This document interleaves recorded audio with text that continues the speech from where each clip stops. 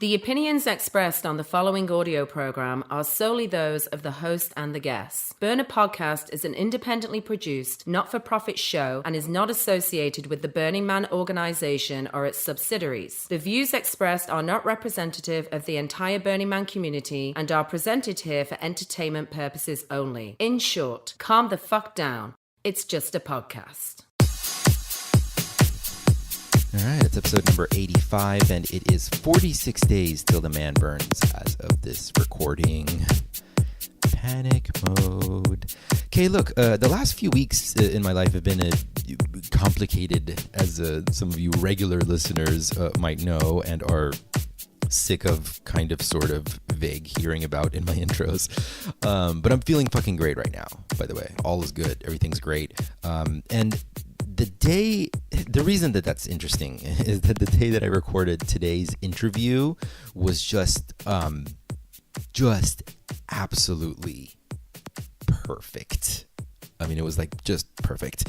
I spent the night in Los Angeles, California, so that I could wake up fresh, since I had 2 interviews to record on the day that I recorded today's thing.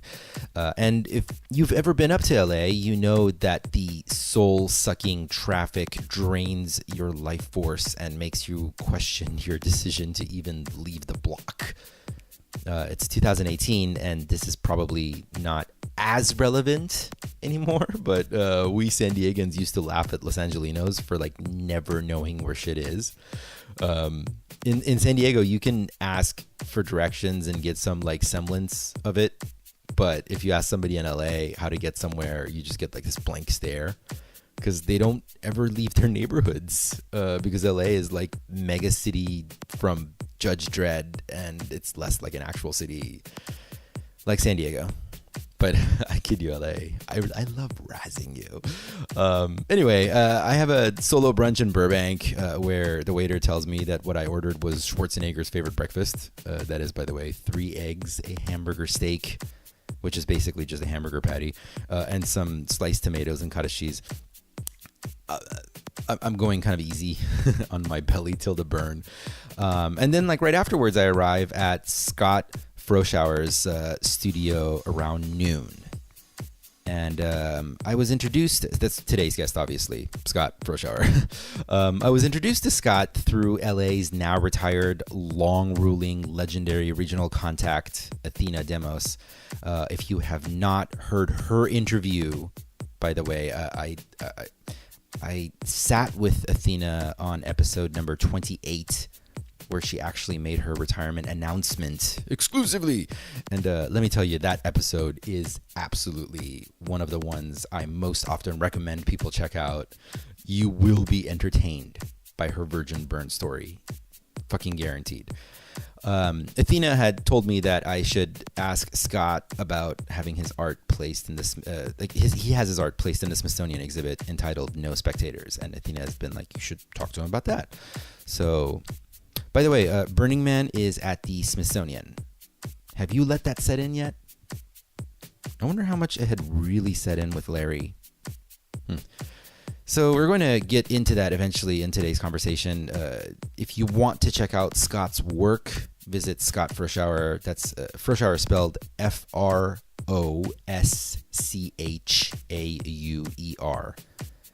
Scott Froschauer. Yeah, it's just a little bit of a tough one to spell. You've seen Scott's road signs on Playa, absolutely. He makes the ones that look like totally real municipality signs, but with positive messages in them. And the reason they look totally real is because they pretty much are. And he's going to elaborate on that in today's conversation. He was the build lead on Rebecca Waite's The Church Trap. It's a fun little connection, by the way. The next episode of this show that you will hear in a couple of weeks will actually be an interview with Rebecca Waite herself. And when I walked in to Scott's amazing studio space, I actually walked through the yard that the Church Trap was built in. You know the Church Trap. It's like one of the iconic images of Burning Man. The 2 interviews that day were totally scheduled by fluke, and it was a little bit of playa, not playa magic, and it was pretty amazing that I ended up sitting with both of them in the same day. So we'll talk about the church chat for a little bit on today's show, but come back, same bat time, same bat channel for Rebecca to go way deeper into that on the next episode of this show. And we also get into a topic that's brand new to this show, which is something I've always been curious about. How to make an art piece burn just right. Like, it's fascinating because Scott was also on the team for Nino Alicia's, by the way, Nino is known as El Nino. I did confirm that he's known as El Nino. El Nino's epic giant wooden owl piece, Mukaru. That's a lot of fun to say. Another fun fact, by the way, Burner podcast producer Rebel Dharma was the heavy equipment operator on Mukaru. Side note, by the way, Rebel is currently swinging a hammer in Black Rock Desert and planning a secret amazing Burner podcast party on Thursday night at the Burn. Ooh, mysterious. Some more on that when we're ready to reveal more info. Anyway, a lot of Scott and I's conversation was about, in addition to like things burning right, which were one of my favorite parts of it, is about all the ways that government employees are really human beings, and how decisions are simply made by those who show up. We talk a lot about complexity and how that affects everyone's lives and society as a whole. So much so on that topic, by the way, I almost named today's episode Civic Responsibility. And this is like the fourth time I've almost named an episode that. So you'll hear it in today's conversation, I think. Scott and I just like really, really hit it off. I just kind of wanted to hang out with him like all day. Kind of like Arthur Mamamani, the designer of 2018's Temple, if you heard that episode. Same kind of energy. Like just a couple of buddies just hanging out. I actually had to bring the interview to a close so I wouldn't go on all day. And after today's chat, do stick around for an hour of an epic set by Southern California-based booty shaker maker Diva Danielle of Camp Charlie Unicorn. It was only fitting since she's like very SD, like San Diego and LA, and Scott's like in LA, and that's just like sort of a thing on today's show, I guess. So lots of really, really awesome stuff gets covered. Scott Froschauer is just lovely. Absolutely awesome episode. Loved it. Today's episode is entitled Radical Bureaucracy. I go by Mr. Arash, even though nobody calls me Mr. Welcome to Burner Podcast.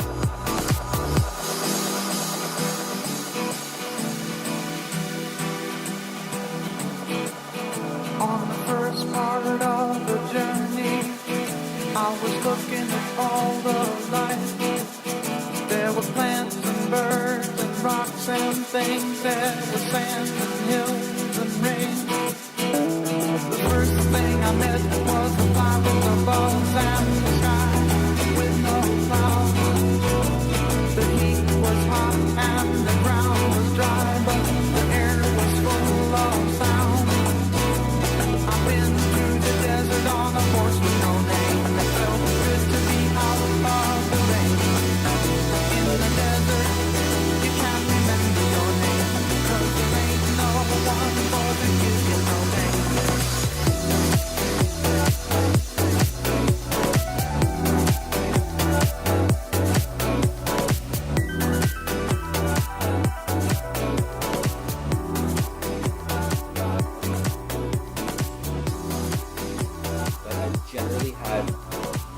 Experiences recording in burner artist spaces, and I think it's because there's a lot of crap on the walls. So that helps. So like that helps like bounce some things off. But a lot of bare concrete. Right. Yeah. Well, yeah. I haven't figured out. I have not figured it out completely. Right. Because there's a lot of like random sound curveballs that get thrown your way. Mm-hmm. Like the last episode we recorded was at a friend's space, a couple of people from Disorient, and their apartment, like the sound was fantastic. Like it really just like the space was small. It sounded like we were recording like in a studio. Nice.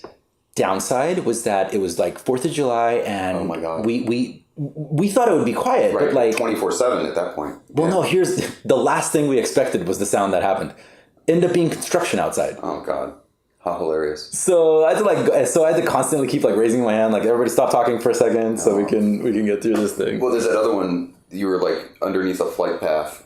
Which one? I don't remember exactly. I just specifically remember, where you were constantly editing out a flight path. Yeah, well, and you're constantly doing that in a bunch of them. We're just like, okay, here goes. Oh, now we edit it again. Yeah, I generally go out of my way to edit as little as possible. Right. Yeah. Totally. Because I do. I don't know, me personally at least. Like I like feeling like I'm sitting right there. Yeah. Totally. But it makes it. grounds it. Yeah. Yeah. Immediacy. Where I've moved to most recently, I've just moved to Ocean Beach. Are you familiar with San Diego at all? I've been down, like, there's like the gas lamp district. Gas lamp, yeah. I did. Where is a place where you might be gaslighted? Yeah. But I did some jobs for Comic-Con a couple of times. Oh, cool. So I was, down there in that area, but like, What'd you do for Comic-Con? I do lighting for commercials. Uh-huh. That's my day job. Okay. So I was doing, it was for the Tron movie a couple of years ago. They built the arcade. Yeah. And then they had machines in there that were custom, and if you played the machine and beat it, then a door opened in the back and took you into the control room of a recognizer. And so we had this whole thing built. So we had to light it, and then we shot a bunch of stuff in there. That is so cool. It was neat to see, that side of artistry, right? Because it's, it's tough to combine art with commerce, right? That's always this trick. Yeah. And here's, I've heard you talk before about the city of LA. And, to me, the city of LA is really complicated. Mm-hmm. And one of the things that's complicated about it is there are all of these industries that have kind of grown on top of each other. Right. So if you look at the film business, one of the reasons it flourished here, besides the weather, was you had the docks. And so the terminology and the techniques for filmmaking today still use like ship working technology. It's like rigging and the ropes and everything. So you have that ship working that turned into filmmaking. Well, then you got filmmaking that then turns into kind of, this Disneyland making stuff. Those two kind of go together, like you're building sets. But then you had, And it drags some of that culture over with it. Totally. But just even the technology, right? Like what I use now, where I live in the northern part of LA, there's tons of aerospace just west of here.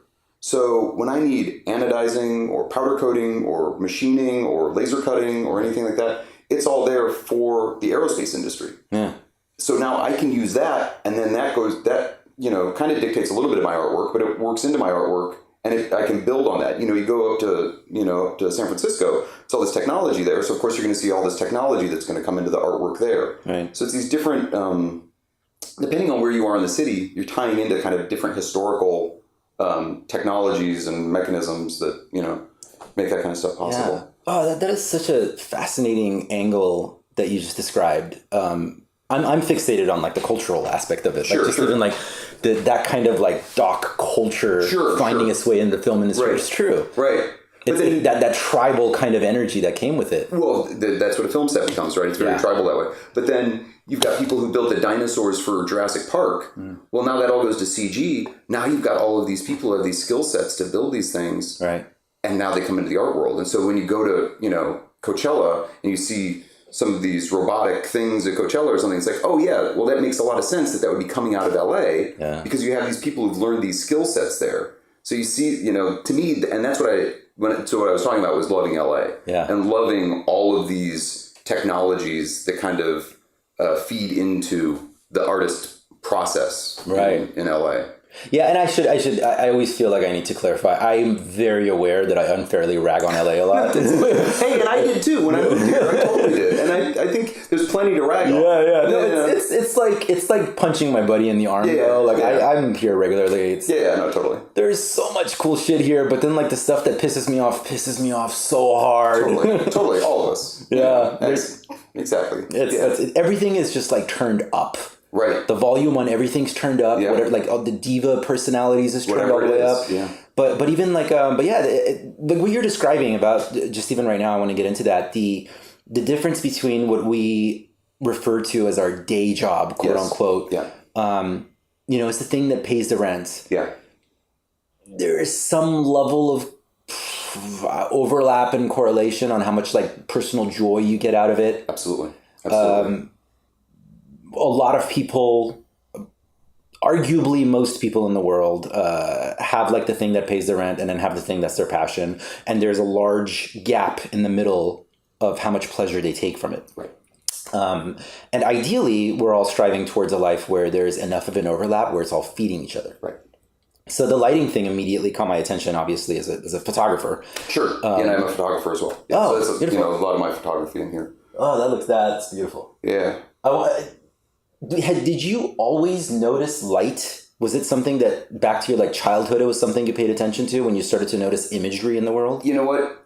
My background really, if I look at what I was into as a child, it was mechanics. It was, I would, an old remote control or something, I would take apart everything and find out about the electronics inside it. So that's really where it came from. So my interest in photography and lighting and all those sorts of things actually comes from a technology background of like, ooh, how does this work? And so it wasn't necessarily light or, photography or any of those things specifically. It was just like, oh, I like taking this apart and understanding the mechanisms behind it. Right. So like working in a dark room, I just love here's a new thing to learn. Yeah. I think, I used to soak up every time I would see something I didn't understand. I was like, okay, I'm going to learn how to do that. And now it's like, okay, I'm not going to learn every single thing anymore. I'm going to focus and learn this thing and not necessarily learn that thing. But when you talk about the day job, I've kind of broken it down for myself into this notion of, because I'm an art fabricator as well as an artist, right? And the difference between being an art fabricator and an artist, you do the same things as an art fabricator and an artist. It's just it's somebody else's idea. Huh. Yeah. So when I'm an artist, the stuff you're looking at in my studio, this is my ideas. So I'm making them for me. So I'm using my same skill sets, but I'm using them to make my work. And then someone comes along and pays me to make something for them. And I've now created that division is now in everything I do. So when I'm doing lighting for a commercial, I'm an art fabricator. It's someone else's idea, their vision, and I'm supporting them in fabricating a component of that artistic vision they have. So it's like I've now divided my life into my art and other people's art. I'm still doing the same, using the same skill sets. It's just, is it for my idea or their idea? Right. Yeah, what you're describing is what I experienced in college when I was an art major with emphasis in graphic design, and I kept thinking that graphic design would fulfill me. Right. Because it's creative. Right. But that is really the difference, is that, and I used to think that, this is all evolving ideas, but I used to think that like it's the difference between what is art and what isn't, in that like I'm basically just working to create somebody else's vision versus creating my own. Yeah. But even then, it's, as you're describing, like what you're creating is art. It just happens to be that it's not like your signature that goes on it. Well, but it's, on that, to you, to the viewer on the outside, it's not my signature. But for me, for the soul fulfillment part, it's not my... The packaging of it doesn't have your signature. Yeah, the package, but on the inside, it's not my idea. Right. It's not the idea I want to put out in the world. Right. Right. And that's, one of the things I appreciate about your show. When I listen to your show, I hear in it, here's somebody who's doing something that they love to do. And look at that. He's found a way to create a mechanism to go and talk to people about Burning Man and other stuff. Yeah. Right. And it's like, I love that. Yeah. Right. And it's like, I can tell, he's loves this thing so much that now he's created like a framework that he can go out and do it and have like an explanation for it. So I love doing this. Now I've got like a legitimate reason for doing it. I'm going to go to people's houses and sit and talk about Burning Man. And look, I've got this equipment and I legitimize the whole thing. But the part I love is he's sitting and talking about Burning Man. Yeah. So I'm just not some fucking weirdo. Exactly. Totally. Which would be great. But now it's like, okay, now I have an explanation. But I think about, what Burning Man does for people, right? And does for me. And so my first time, someone's first time when you get there, you see all these people running around building things or just moving through space or whatever. And you see somebody and you go, oh, look at that person doing that thing. That thing might not be my thing. I might not be like, oh, I want to be that person, but I can see that person is doing their thing. Right. And as soon as I see somebody doing their thing and truly doing their thing and like living it, it's like, I want to support that. Yeah. Number one, I want to support that because it's like I will get pleasure from seeing them fully realize their idea, right? But number two, then it makes you think, well, then what is my thing? Like they're doing their thing and that's not my thing, but I want to help them. But I need to think about what is my thing. And you start, I think of, our culture, puts all these like all these default notions of what might be fulfilling for you, right? Graphic design. Yeah. Here's graphic design, kid. Yeah. That'll be fulfilling for you. And you're like, yeah, I guess in a way, is this my only choice? No. It's like you get to Burning Man and you go, no, it could be anything. It could be rolling around in the dirt. Yeah. Is that really what fulfills you? And if it is, and you start making mechanisms, then other people come and go, oh, rolling around in dirt camp. I want to help you. What can I do? Can I bring you more dirt? And then it's like, so when I hear your show, I hear that element of Burning Man, that element of doing what you truly want to do. And then others come, then I want to support you. I want to be on your show. I want to help you do your thing because it's fulfilling to me as well. Thank you. Yeah, I really appreciate that. But I think that I think it represents the Burning Man ideals to me in doing that. You're doing the thing you love. It is. I think it's a lot of the experience that I've had has been it's becoming aware of the paradigm, becoming aware of like the code, like what you're describing. You're looking at this person is experiencing this thing, they're doing this thing, they're feeling fulfilled and moved by it. What is the underlying fuel that's doing it? And so, for myself, for example, the example for me is that I capture portraits. Okay. And so as a photographer and as a podcaster, I'm doing the same thing. It's just different equipment, which is it's exactly the same thing that I want to actually ask you about. Like, because you started out by dissecting things and taking things apart physically. Where did you grow up? In Connecticut. Outside of New York City. New York City. For people who don't know where Connecticut is, I say New York City. It's suburbs. I'm familiar with the word Connecticut. Yeah, exactly. I had no idea where it is. Yeah, so suburbs of New York City. Okay. Yeah. Okay. Were your parents creative? No. Okay. No. Dad's sold computer systems for IBM. Mom's a science teacher and educator. So very rational. Right. I would say. I have a really strong background in math and science. So I studied engineering in college, thinking that was the fulfilling thing, right. Because my skill set was really strong in math and science. So it's like, okay, well, how do I reach the epitome of that? So I studied aeronautical engineering, University of Colorado, which at the time I thought aero engineering. This is back when, Reagan was president. So there was a lot of money going into the military. And so, I thought, oh, that's where there will be jobs. So I'll study aerospace. I'll design airplanes for the Air Force. Like that was my idea, like coming out of high school. Were you feeling a longing to create at that time yet? No, it was probably more longing to fulfill the expectations of my parents. Right. That was something until after my first year of engineering school, because going to that engineering school was the best aero engineering school in the country, right? Like I was focused on doing the best of all of these things. And after a year of that, it broke me of this point of, I don't like this, like you were, this is not who I am. And that moment that's the big break in my whole life, is when I put the brakes on that and say, I'm dropping out of engineering school and I don't know what I'm doing, but I'm doing something other than engineering school. What was the moment?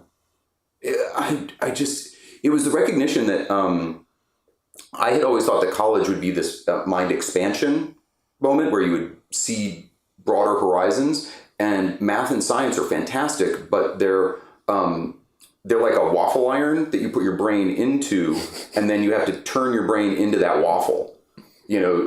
Which I was good at. And that was the thing, is that was also a good lesson of just because you're good at something doesn't necessarily mean like that's what you should be doing the rest of your life. Right.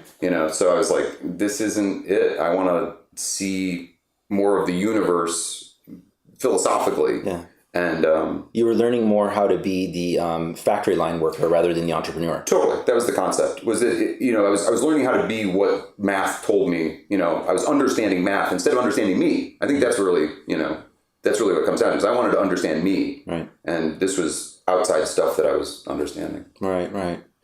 What did you do from that moment? What was the next step that you took? You dropped out, you I said? blew it for a while. Well, because then I was like, okay, well, what am I going to do? And I became an art major. That's a wild shift. Well, it was the whole thing. I was like, okay, well, I'm going to find out about me. Yeah. And then I got into art school, and I was like, I'm not very good at drawing. How'd your parents respond to that?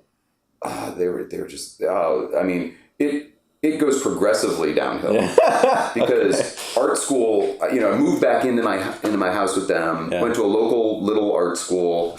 I dropped out of that because I wasn't very good at drawing, and I was with all these other kids who had been studying art and everything, and I wasn't. And I was like, oh, maybe I'm not an artist because I can't really draw very well. So I dropped out of that. And then Which is funny because that's like another paradigm on its own. Like, artists are supposed to be this, and I'm not that. Well, that's what Burning Man breaks open again. And that's the show at the Smithsonian. Right, the acceptance of the Burning Man show at the Smithsonian is the arbiter of what is art. The Smithsonian gets to say, Jasper Johns is art, Picasso is art, they decide. And then all of a sudden Burning Man comes along, Burning Man goes, everybody's an artist. Yeah. And they go, oh, okay, well, we'll put them in there. And it's like, oh, now we're all artists. To me that was, and for me to be an art school dropout that now has 3 pieces in the Smithsonian, like that's Burning Man. That's the Burning Man ethos, is we're all artists. Just find it. And if you find it and you're true to it and you pursue it, then, you'll have this success and support. And, if you love yourself, then other people love it and blah, blah, blah, whatever all that is. But to me, that's very legitimizing, putting Burning Man in the Smithsonian. But I dropped out of art school. It is a watershed moment. It's, and so interesting that it would happen, that Larry would pass away, it's another watershed moment. Yeah. Right? Like, it's like, this is just such an interesting year for Burning Man to be hitting these new notes and shedding this old skin. It's like, it's hard to comprehend, for me, it's one thing, when I was at the opening for the Smithsonian show and hearing people, they would say, oh, what does it mean, to have Burning Man in here? And I would just well up and cry, like just describing it. And that was without me even comprehending that I'm in the show. Yeah. You know what I mean? Like just the excitement of Burning Man being there. And then, somebody, would, remind me that these are my pieces in this gallery we're sitting in. I'd just be like, okay, I don't even have a way of dealing with this. Yeah. This is like, I don't even know what this means. But yeah, it's art school dropout to Smithsonian artist. But so I dropped out of art school and went to business school because I thought, oh, well, everything's business. That'll be applicable. Shifts back. Right? It's professional, good, solid choice. Yeah. I was like, okay, this is dumb. I don't want to be doing this. And I ended up as an English major and thought, okay, well, English is good. Mm-hmm. It'll apply to everything. Understanding the language better and reading the classics. The classics are all the stories we're reliving anyway. I'll get a good handle on that. And so I went away to Syracuse, which is in upstate New York, to be an English major. And when I got there, after getting in, I show up, I go to apply for my classes, and they had dissolved their English major, and they'd replaced it with this thing called textual studies, which is deconstruction, postmodern theory. So it's, instead of reading Shakespeare, it would be reading billboards and deconstructing the mechanisms behind them, or reading any sort of text, clothing, architecture. All of it becomes this deconstructed kind of object. That's interesting. That changed my life, and that opened it up. And then my work now is all about deconstructing ideas and deconstructing especially established ideas, like strong ideas that we take for granted, and taking those and deconstructing the mechanisms behind them, and then trying to subvert them and move them in other directions. So that's like, the street signs that I do. Mm-hmm. So those are the pieces that are in the Smithsonian. So they're Department of Transportation specification street signs that are done with the materials and the colors and everything. They're actual real street signs. They're done exactly the same way the ones in the city are, but they replace the negative language like no left turn or do not enter or wrong way, which is all negative. Yeah. And it replaces it with positive things that, instead of telling you what not to do, telling you things maybe you should do, things like relax or breathe or things in that nature. The reason I'm laughing is I have about a decade's worth of experience working in the public sector. Oh, yeah. Like, man, it is just government employee immediate go-to is how to say no. Yeah, right? I don't know what it is. I've not cracked that code yet, Yeah. but their immediate go-to is we have to find ways to say no. Yeah. How do we make more detailed lists of saying no? Let's write a paragraph of fine print explaining no. This is not allowed. This is not okay. This is not good. Yeah. Well, so this work is not just about the physical construction of these, but it's about working with municipalities. So I put them in municipalities all over the country, and that's the exact thing. It's public art, so I have to work with those governmental systems that are used to saying no. And how can I grease this so that there's nothing for them to say no to? There's nothing for them to even hold on to as it goes by. Yeah. And that's why they're DOT spec. Yeah. So they're made to the specifications of every other sign in their city. So You right outside your studio, you have these series of signs that says, "If there is to be peace in the world, there must be peace in the nations." And then there's multiple other signs that go down, and like they're all right under each other, and it looks very much like, for listeners who have not been to LA, it's really amusing because you'll pull up to a curbside somewhere and there will be like 5 signs on top of each other telling you when you're not allowed to park there. And you have to sit there and stare at this thing and go like, what the fuck? Like, can I park here now? Is right now between 2 p.m. and 5 p.m. on a Wednesday when it's not street sweeping, but it's also so-and-so. And it's like, it is some insane math problem you got to figure out. And eventually, a lot of times you just end up giving up and like going somewhere and parking somewhere else. Or you park there and you get like a $120 ticket. and hope. Yeah. So like this sign is outside your studio. I was cracking up. My first thought was like, is the municipality here aware that you have that sign up? Are they okay with it? Right. So Because it looks so official. Well, it is. And that's the thing, is that it is precisely official. So that particular sign is illegally placed, but it's on my property. Yeah. But I get grants from city like Glendale, which is a city right next door. I've got 20 pieces in parks throughout Glendale, and they gave me a grant to do that. I've got a grant in Laguna Beach. I installed 5 pieces down there in a place called Heisler Park. Right. But I've got pieces all over the country: North Carolina, Colorado, Texas, Illinois. Yeah. And so that's the thing, is working with those municipalities.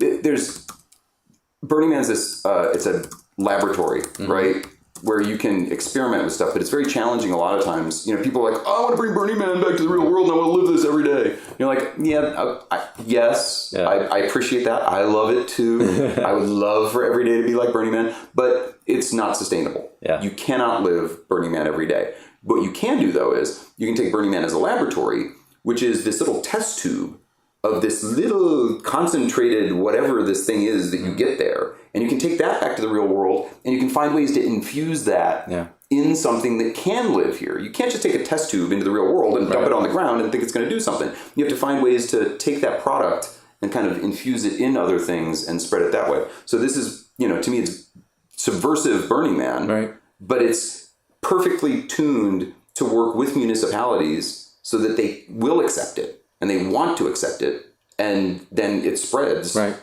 in the default world. Well, it's about some people see that. Some people I've spoken to get sad about that idea, but that you presented, by the way. Yeah. Which I would argue, and I'm pretty sure you're on the same page here, that actually gives it more power. That it should be a concentrated dose where you get an idea of how you can infuse this. Because if anything, I think it's actually not particularly compassionate to take this experience that perhaps you and I value and enforce it on the rest of society that's not ready for it. Right. Well, it's just not fair. Well, and just incomprehensible. Right. Beyond fair. Right. How would somebody else even? How do non-burners comprehend what you're trying to say? Yeah. We can sit here and say all day, oh yeah, somebody who hasn't been to Burning Man sitting next to us, we go, oh yeah, well we go to Burning Man every day, and they go, what does that mean? You go, well, it means that people are nice to each other and it's exciting and people do what they want to do. And it's like, well, then who picks up the garbage? Right. It's like, okay, right. Yeah. Okay. So we got to figure out, how do you even communicate it? Right. And, let alone, but you are doing Burning Man in the default world. Mm-hmm. This conversation is my favorite part of Burning Man, is sitting down with somebody I don't know. Because when you're in the default world, you sit down next to somebody you don't know, it's going to take a minute to get through all of that stuff before you get down to, oh, here's who I really am. And here's what I'm. But it's like at Burning Man, you sit down next to somebody and you can immediately be like, I love ponies, or whatever it is. And you just sit down next to somebody and say, I was molested as a child. Right, exactly. Whatever it was, Let's dive deep. Yeah, those barriers are removed. And here you are taking it, and you're taking that distilled moment of immediate connection, and you found a way. You're like, okay, well, I need a couple things to get me there. So if I come in with a microphone and some stuff, and I say we're talking about Burning Man, then we're at 0 to 100 miles an hour the second we sit down, and we're like, we don't have to get through all that, like, so weather's nice today. Huh? One example of it that I use is I think it was my early 20s the first time I ever did ecstasy, and it was as it is with anybody who experiences it. It's such a powerful experience. I remember I didn't come out of it thinking, oh no, I want more of this drug now. I came out of it thinking like, euphoria, that's interesting. Something about euphoria makes you feel connected to all humanity and feel this oneness. What is that? I want to find a way to tap into that. Right. Because you can't live like that rolling balls every day. No. That's ridiculous. Right. But how can you increase that particular energy in your day-to-day life so that you can operate on a higher level? That's the exact same thing, right? The exact same thing. I don't want this all the time. Yeah. The real world exists. Okay, period. Yeah. We've got that. How do we... I can tell you this, though. Even if you had it all the time, the human mind, because there's no contrast happening... Yeah, it would normalize it. Yeah, it would normalize. No, totally. That's the whole thing. Yeah. That's the whole thing. You still need a contrast. Yeah. You still need a spike. You still need... the sweet is never a sweet without the sour. Yeah, well, and that's the lesson from that, right, is to become capable of embracing the downside as saying, oh, this is hard and unpleasant right now, and this is actually what life is, which gives me joy on the other side, so I'm going to be happy for this. Right. That's a huge challenge, is to be like, oh, this is terrible what's happening right now, but I appreciate it. Speaking of all that, what happens after business school?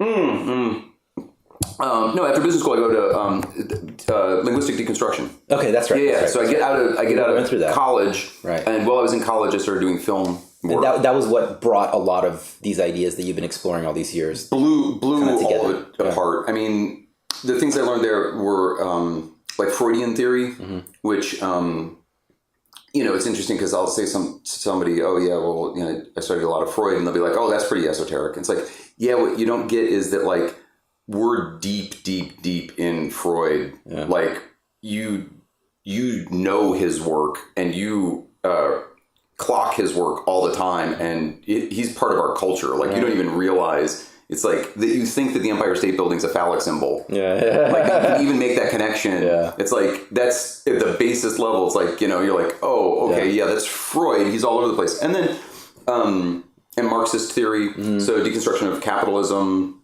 so this is when my parents are really like, what the right? Because I come back from that school, and now I'm, kind of dissociating from culture, right? Like I'm critiquing culture instead of like just being like, hey, I love football.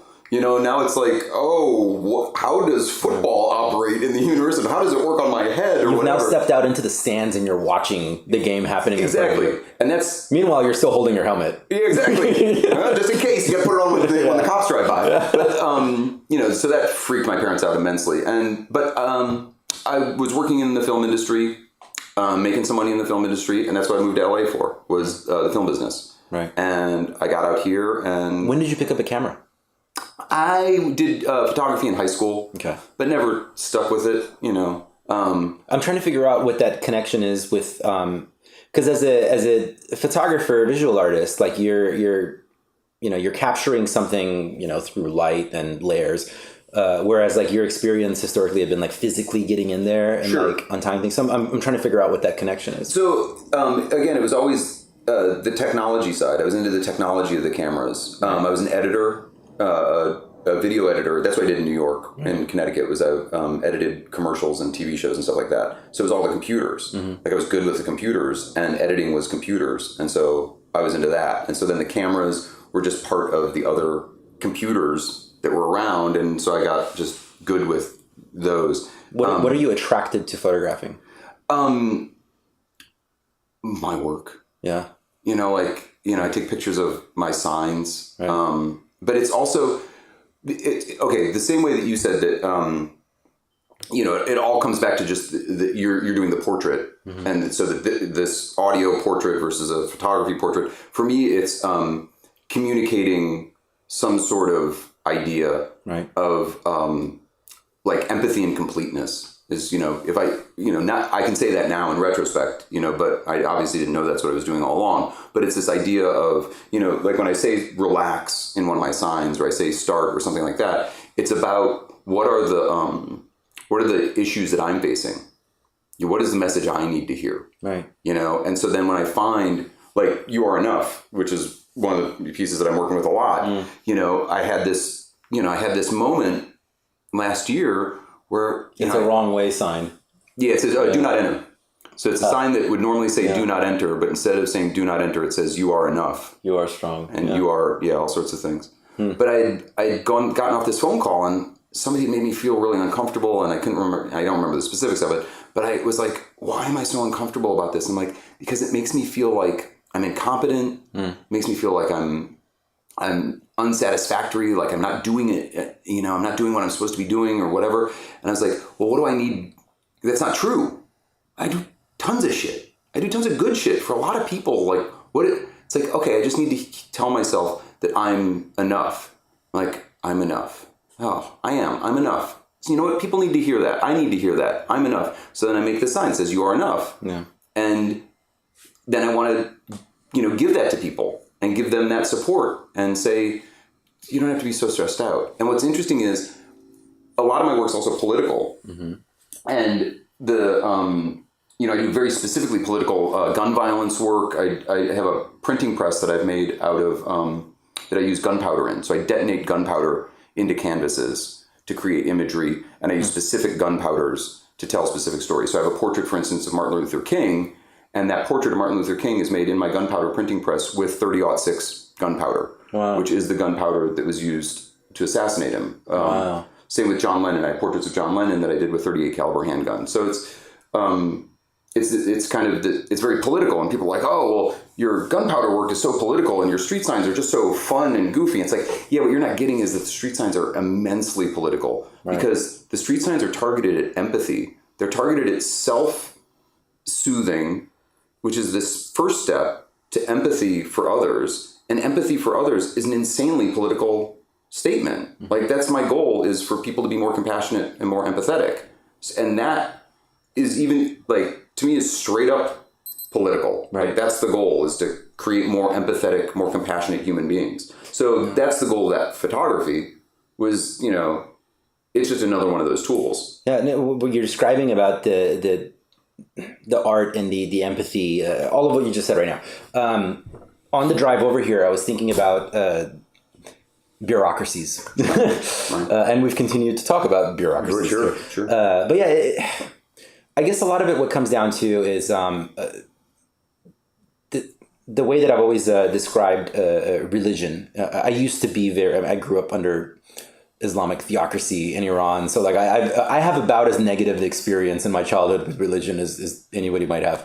But I've learned to see the beauty in what people are trying to achieve and to stop seeing it as this negative, horrible thing. Mm-hmm. And that was through, personal development and stuff. But really what I came to is that religion is the bureaucracy that humanity developed in order to help them navigate spirituality. Because spirituality is difficult to figure out. It's very complex. It takes day-to-day effort. So we built this bureaucracy, and unfortunately, what happens with bureaucracies is that they become fucking bureaucracies. And you get a bunch of people that start working for them at a lot of different levels that start to develop that just need the bureaucracy to continue to exist, and they forget sometimes what their initial drive was. So what you're describing is that it's the same thing. Like, you went into what the thing was, and you're like, what's the code underneath it? How do we go under there and reprogram some of that code? And so what you're doing with these signs is very much like literally going back there and like retyping the code and outputting the same piece, the same product. Fits into the system already existing. Right. And then can just flow on the conveyor belt. Right. And nobody even notices. Right. Because it's, you just put it on the conveyor belt with all the other ones and they're like, oh yeah, that one's okay. Yeah. It's like you went and got a job at like the county of whatever. I have. And then change the orders. And I have. And that's going into these places. So I'm really involved in local politics now. And I'm involved in getting traffic patterns changed on that road out there, the main road. Like it's now I see that if you can get inside that machine, and anybody can. Yeah. Part of it is I think so many people are so intimidated and feel like, and that's another thing about Burning Man. Burning Man says you could do any of this. Yeah. Like you want a job running the gate, you could run the gate. Just you gotta want to do it, right? And it's the same thing here. Because Burning Man, I feel like a lot of Burning Man is like, am I supposed to be here? Yeah, yes. exactly. Yes, you can be here. Right. And it's the same thing in politics. And you start showing up at like meetings for city council or whatever, and you're the only one there. Right. So you got a huge voice because you actually showed up, and you start learning that power, and you're like, oh, I could make change. Right. I could actually cause things to occur in my community if I show up. Which is everything. Which is By the way, everything. because people are so upset and disenfranchised by what's happening in our political system right now. I'm like, guys, you're right. You have no power what to do over there. That's the fucking Super Bowl. Yeah. You haven't even done some push-ups yet. Yeah, totally. That's it exactly. You need to go to your local gym. Yes, and especially, and I run a Facebook page for my community, and that's a whole thing about like people just getting on the Facebook page and complaining. You're like, you're not even doing push-ups. Yeah. You're sitting here typing about the Super Bowl. You're Monday morning quarterbacking, and you can't even come and do some push-ups with me. Right. And watch what happens. And they're like, no, I just hate the quarterback. Yeah. You're like, no, you could do it. You could do it. If I ruled this country with an iron fist, obviously, the immediate thing I'd put into place is like 3 to 4 years of public service. Right. Military could be. I think it's just historically it's been military in countries. Sure. But I think it should be any kind of public service. Like go work for your local water district. Sure. You need to go work in that bureaucracy and see what it's like. That it's people. Yeah. That it's human beings. I mean, that's the key thing is that they think that it's this ivory tower. Right. And it's like that ivory tower consists of humans. Yeah. And that's part of, the doing the artwork that's public art that someone might say, oh my God, I can't believe you tricked them into doing that. It's like, I didn't trick them. I went and I talked to them and they're humans and I met them and we shared humanity and they go, oh, I'm a person. I like what you're doing. You're a person. Right. Let's do some stuff. But it's like until you get that veil pierced. And by the way, most of the time, they're just so happy to have some involvement. They think they can have an impact. Yeah. Right? They're like, oh, we're going to work together. It's like, oh, hey, we've got this pothole here. It's like, oh, I can fix that pothole. Okay, great. I'll stand out there and redirect traffic. I'll do whatever it takes. And they're like, oh, great. Right. Yeah. Right. Yeah, and I think as with anything, this has become like a thing like about bureaucracies and telling people to get involved. As with anything, you are also going to run across like kind of like more closed off people who are just like their job is like I'm going to stamp no on things. Like that's all they do because that's all they've been doing for 30 years. They I'm don't going to know stamp the same thing, whatever that is. Yeah. I'm going to stamp whatever I stamped yesterday. Yeah. But so this is a great Burning Man story. I met Larry once, and this was building the church trap, which Rebecca Waits was the artist for, who you're going to be interviewing later today. That I'm going to next. Yes. Serendipitously. It's awesome. Yeah. So I was the lead builder on Church Trap. We actually built it here in my shop outside, right outside where we're sitting. And then we got out to the playa, and we're building out on the playa. And one day, Larry pulled up in his golf cart. And he's like, oh, I'm really excited for this project. This is really cool. And I was like, And I had, at that point, this was 2013. So I'd been going for 9 years. So I was getting a little disillusioned. Like everybody always, oh, it's going down the tubes. Oh, it's not what it used to be or whatever. But, I was like, okay, well, here's the guy to talk to, right? I can ask Larry. Like Larry's got thinks about what's happening with Burning Man more than any other person on the planet. So I sat down in his golf cart with him and I was like, Larry, where's it going? Like, where's it go from here? Because like the playa is only so much. Black Rock City is only so much. And like, it can't, it's not how does it go? How does it keep going? Because it feels like it might even be imploding. Like, I don't know what's going on. And he said,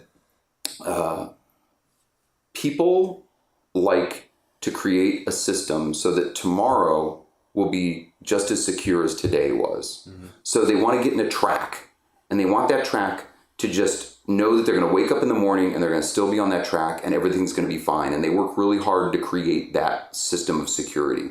And they stay in those tracks until something comes along and pushes them out of that track.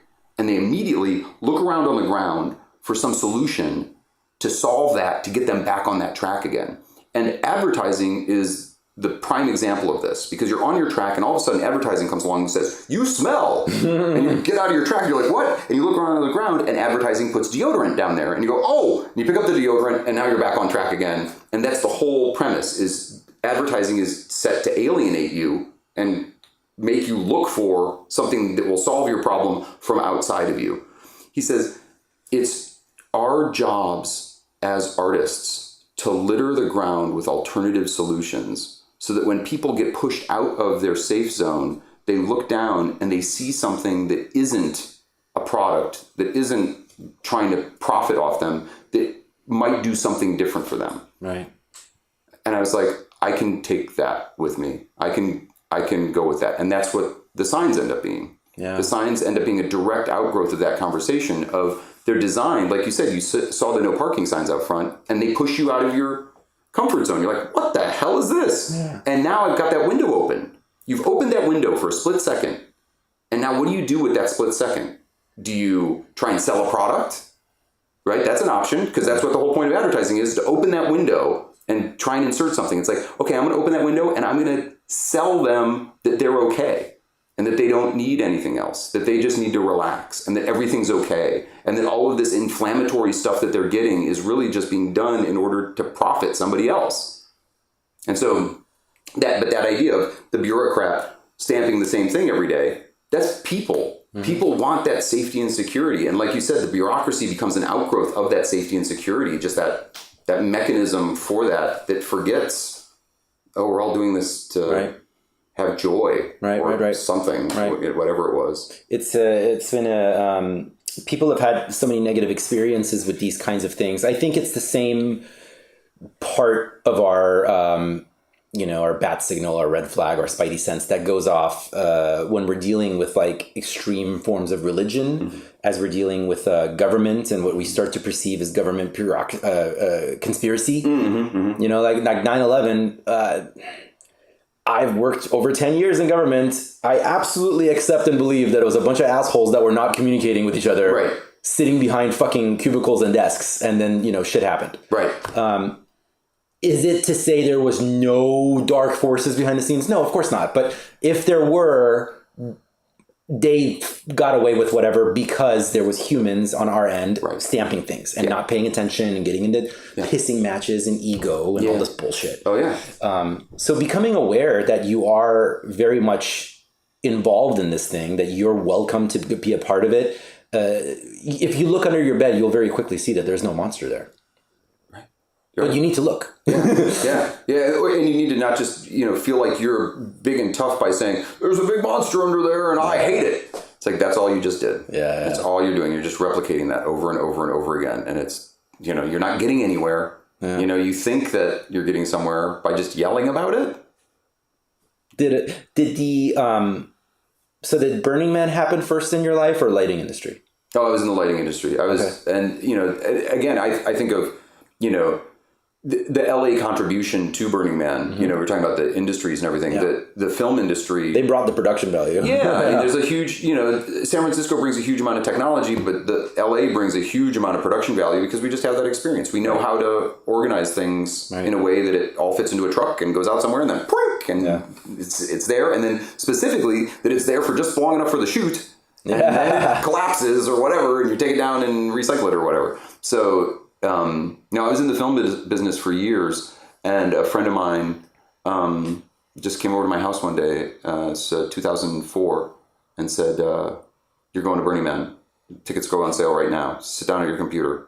You're buying a ticket. I said, okay. And then I bought a ticket, and I was like, okay, now what the hell am I doing? Had you even heard of it before? Oh, yeah. Well, I had a lot of friends that went, And I had some friends that had been going for a long time. Right. So, I'd always thought, I think, I can totally relate to people who say they're not going to go. And I've got this whole thing now. When I was younger, I was like, this apostle of Burning Man, like, oh, you gotta go. Now it's like, no, if somebody comes to me and says they want to go, but you have to grow up through that. But yeah, at the time, I was like, oh yeah, I'm just busy. Oh, I got work, or whatever.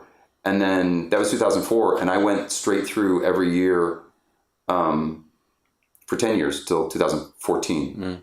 2013 was the year, and I built big and small stuff, some really big stuff, some small stuff. 2013 was kind of a watershed for me because of the church trap. And that was greatly accepted, right? It was so popular and so famous. So many people loved it. No, it is one of the iconic Burning Man art pieces. Yeah. So in that respect, it was really exciting to be a part of that and to be able to participate in that. It's also, but it also illuminated, it's a lot of, it's really challenging. It's challenging to, Burning Man? Well, You don't say. Yeah. Well, building a big piece of Burning Man, right? Getting a whole team together, all the egos, all the, and it was, what I got from that was, even though, maybe 70,000 people saw it, I didn't really get to sit down and talk to that many people. And I would often compare it to like the Rolling Stones playing Dodger Stadium, and they get this insanely thin level of connection with all those people versus like being in a bar where they're playing to like 20 people and they get a really rich connection from them. And I was like, I want deeper, richer connection with fewer people rather than thinner connection with more people. Right. And so that next year, my 11th year, I flew in with just a Camelback and spent the whole week just sleeping on couches and bumming food off of people. But I hung out. I didn't do, my art was, I made these little cards and I would tell people that story about how I'm trying to make deeper connection, like at the end of having a great conversation, right? Because you'd have these great conversations. Right. I'd say, my art this year is having these conversations. And to memorialize it, I have these little cards, and the cards say, all we have is now, all we ever had is now. And I would just hand them to them and say, I want to memorialize this moment. That's my artwork, is this richness. I want to remember this richness. And so I had this huge counterpoint to it of, okay, I don't need to build big things to get, the thing I really desire, like you said, the portraits, the connections, the conversations. It's like, that's what I really desire. And so I got that in 2014. And then I was like, I might be done with Burning Man. Mm-hmm. Now I've built this thing that people recognize and are really into, and I've done nothing, and I've done everything in between. I was like, I think I'm done. And so I took 15 off. And then this past year, a friend of mine, El Nino, had an idea for an owl named Mukuro, this big wooden owl. Mm-hmm. And El Nino or El Nino? Well, he's El Nino. Okay, he's okay. Yeah, that's his artist name. Because El Nino is a pretty cool name. Yeah, totally. But he is a force of nature. But he came to me and said, that he wanted to build this big wooden owl, and I had kind of taken this thing of like, I don't know if I'm going to build another big thing, but I learned so much from what we did on Church Trap and about, group dynamics and things of that nature. And, how do we, the main thing I learned was the difference between coercion and inspiration. And our society is really built on achieving results through coercion. Like money in itself is coercion. If you don't make money, you're out on the streets, right? So money is coercion. But the people who came to work on Mukuro and people who came to work on Church Trap, people who came to work on it, they weren't coming through coercion. They were coming through inspiration. They were growing because of this thing instead of being afraid of doing something. And so using that kind of mentality about inspiring, it became this great, test to utilize inspiration as a motivating force. And it was really good. It kind of, gave me a new perspective on how I could participate. Right. And that was fantastic. Did you go last year? I did. So did you see that? I did. Now? Yeah. Absolutely. Yeah. So that was built right out here in my place. And another one, great. People loved it. You know, I love. You can go to engineers and find people to help you figure out how to make it so it's not going to fall over in 100-mile-an-hour winds. There's lots of people that can help you with that. They got computer models and all sorts of stuff. So when you come up with an idea, all sorts of people give you feedback on that. Making a beautiful burn, there are people who know how to make it safe. Right. But the beauty of it, and that was something that really gave me a really strong feeling about, you know, having meaning and having appreciation for a skill set, is the burn from Mukuro, that I designed the burn elements in the construction process. So when it burned the way it burned exactly the way I had designed it to burn, and it was just freaking immaculate. Please elaborate on that. So what did you build into it from the beginning? So the idea is that it was a hexagon of telephone poles with a center telephone pole that the head rested on. And the head rested on the center telephone pole, kind of like a bowl, just sitting on top with wheels along the edge of the bowl, so you could rotate it. Okay. So the head rotated, but you had these telephone poles. And as soon as you say telephone poles to anybody at Burning Man, they say, no, you're not going to use telephone poles, because Embrace, which was the first morning burn, they used telephone poles, but they sunk them into the playa, and they didn't burn through fast enough, and they had to end up knocking them down. Okay. And they won't burn through. They're just too thick. And number one, if you get real telephone poles, they've got anti-burn stuff on them. So you just can't even use them. I said, okay, I'm not going to sink them into the ground. I built these hinged plates that they went on so that they could fall over. And we built the whole structure out of 2x6 so that I didn't have to burn through the telephone poles. I just had to burn through the 2x6s. And once those went, then the poles would fall over. And the whole key for a burn is you need to get the burn under 6 feet high as quickly as possible. Because you have your perimeter. So your burn perimeter gets set up, and they're there for an hour before. And then they're there for the whole burn. Right. And they have to hold that perimeter until every burning element of the piece gets under 6 feet high. That's when they release the perimeter. How many volunteers are on the perimeter? There can be 50, 60, you know, depending. It's all based on the size of the burn. But, you know, you got quite a few people that are just burners, right? That are trying to have a good time, and they're just there for hours, and then they might have to go to the bathroom, or they might need some whatever. And like, you know, so the goal for me was to get the thing to burn in under 45 minutes, right? I wanted the entire thing under 6 feet high in 45 minutes. So that was one goal. The other goal was the whole exterior of it was that fence wood. So it was the same wood my fence is made out of outside. It's 1x6 redwood that we had just gone around LA and asked people on Craigslist, hey, you getting your fence torn down? We would just tear down their fence, and we just take all their fence wood and to make that out of. So it's all reclaimed. It was the same thing the church trap was made out of. Burns really good. But the idea was the exterior of it was made out of that fence wood, but we loved how it looked like a lantern when you had lights on the inside of it. So the goal was to get a fire to burn up through the center of the owl, then ignite the skin of the owl from the top down. So there's a lot of design that has to go in that as well. So the two goals were get it down as quick as possible and let it flicker like a lantern from the inside before it becomes engulfed in flames. That's great. Yeah. So, you know, there's a lot of technology that went into that, but I got it down in 24 minutes. I mean, because I was like, how can I get it down faster? How can I get it down faster? And that all. How are you testing that time? You're not testing it. You're looking for fail points, right? For building fail points into it that are gonna burn through. And when those fail points burn through, then it's gonna collapse. So it's still like a little bit of a gamble. But it's a huge gamble. Okay. Well, you don't. That's the thing about the fire is you don't really have a whole lot of control over. And I'm. In many parts of my life, I'm an insane control freak. I mean, when you look at the signs are part of this control freakishness, right? Yeah. They're like super precise, and they're exactly duplicates of the real thing. When I do this gunpowder work, I don't know what the hell is going to happen, right? I put some gunpowder and it blows up and it gives me some stuff, and sometimes it works, sometimes it doesn't. The burning stuff is super, you know, you have a lot of ideas and you hope the fire cooperates, but wind blowing in certain directions would have a huge impact on that. And so you just kind of hope and you do your best.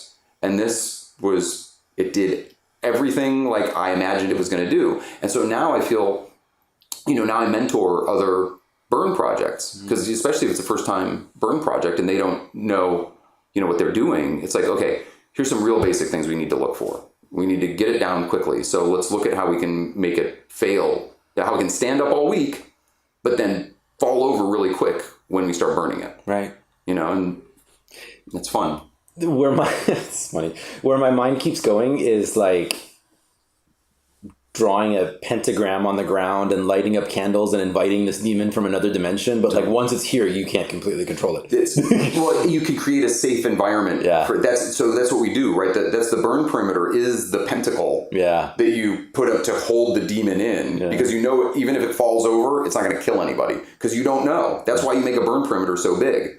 It's because we don't know exactly what's going to happen. But that's also why 2013 was the year of the flying saucer man base, and they used I want to say 3/8 inch plywood on it, and when it burned, the 3/8 plywood came away from the structure, and the wind carried flaming sheets of 4x8 plywood hundreds of feet down into the crowd. And so then they changed the rules. You can't use any plywood, you can't use any wood under 1/2 inch thick. Wow. But that surprise, no one had thought about the fact that if we coat the whole roof of it in 3/8 plywood, that the wind could elevate it, and just, especially with the flames, the wind, just that the piece itself was creating that wind and just sent these sheets of flaming plywood out.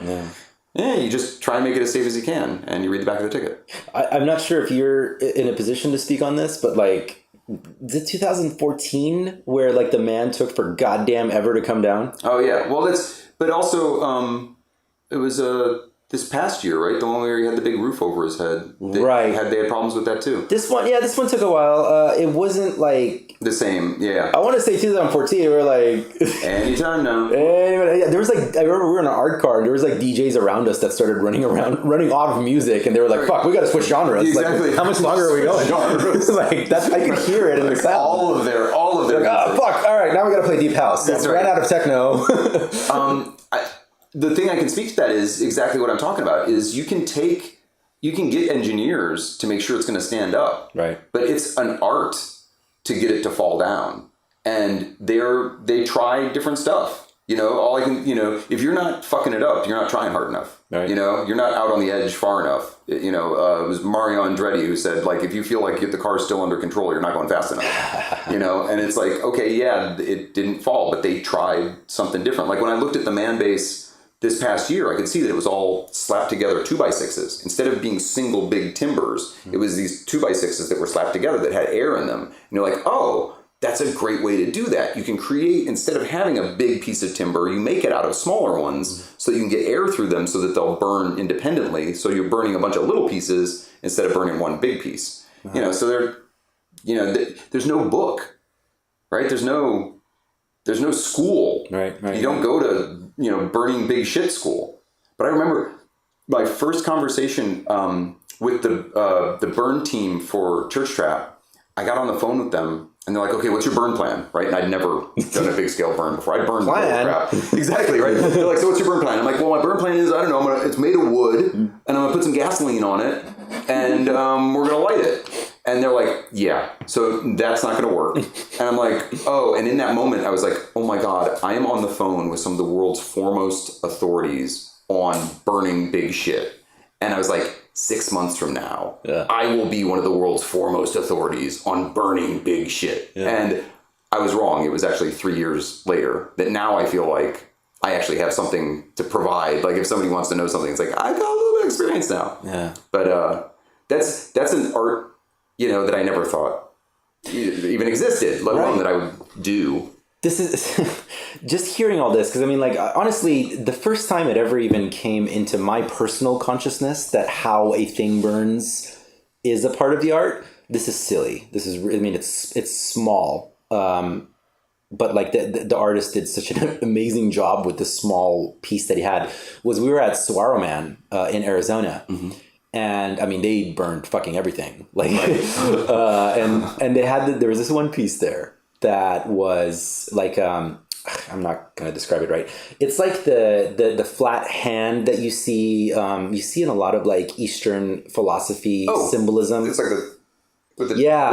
I think it's like, isn't it Israeli or something? I know what you're describing. I don't know what it's called. But I think it was a single handle. Okay. I'm not remembering. But anyway, but the thing is though, it burns, and halfway through the burn, all the fingers fall, so it's a middle finger. Oh, so somebody's thinking ahead of time, I'm going to make that structurally more sound. Yeah, totally. And the crowd lost their shit. I mean, it was such a crowd pleaser. Right. But that's art. I never thought, and it was after that, it was so much of a topic among, like, it was such a murmur in the crowd, like, they must have planned that. Do you think they planned that? That cannot be an accident. Yeah. Well, if you know anything about burning art, then you're like, okay, I'm going to do that. Yeah. I bet you, I mean, I would say, I mean, I'm not like a total expert on Burning Man art, but like I'm fairly well versed, and I never even thought about it till that situation. So how many people are watching these things and not really noticing them? They don't know. And that's another part of it. They might think, oh, that was really pretty. And people say, oh, that was a beautiful burn. You know, and I got a lot of people who said that about Mukro, was, oh, that was a beautiful burn. And I was like, yeah,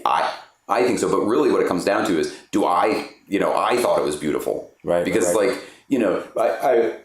we sit, I can sit and explain to you about that whole mechanism behind how the street signs work, right? And, how, empathy and compassion and blah, blah, blah. And I remember explaining it to my dad once, and he's like, yeah, I don't think people are going to get that. And I'm like, he's like, I do just look at them and think they're kind of funny and kind of cute. And I was like, that's fine. Funny and cute. I'll go for funny and cute. But the thing is, there's a ladder that goes all the way down. If you start peeling layers away, there are more layers underneath it. And I love giving somebody who does work for it something to underlie every single layer. And it's like, I want to take it as far down as I can go. Right. So as far as they're willing to dig, I'm there to give them a gift at every single level. It's, all the way down. Right. To every level of it. It's I think successful art in general is something that is aesthetically pleasing. You don't have to go deeper, but that there is a deeper layer.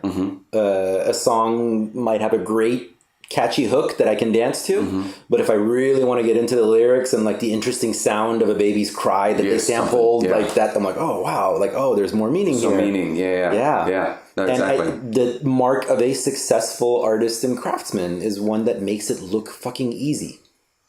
Because if you're looking at it and you're strained, then you're not losing yourself in the experience. But making it look easy, like making it look phenomenal. And then, by the way, the great part is when people try to do it themselves. And they're like, oh wait, it was a little more go for it. Oh yeah, I'll go for it. Well, and it's funny because you want to see that happen. By the way, go to fucking karaoke night and watch how many people want to do Bohemian Rhapsody. It's the ultimate. It's the ultimate. Not as easy as you think. It's the ultimate. But to me, that's the definition of magic for me.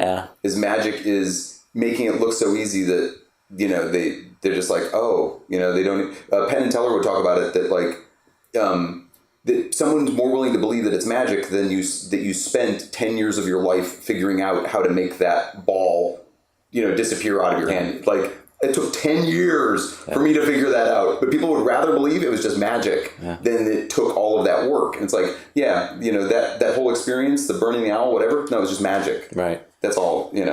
No, it wasn't years of me learning how to do all this stuff and making mistakes. And the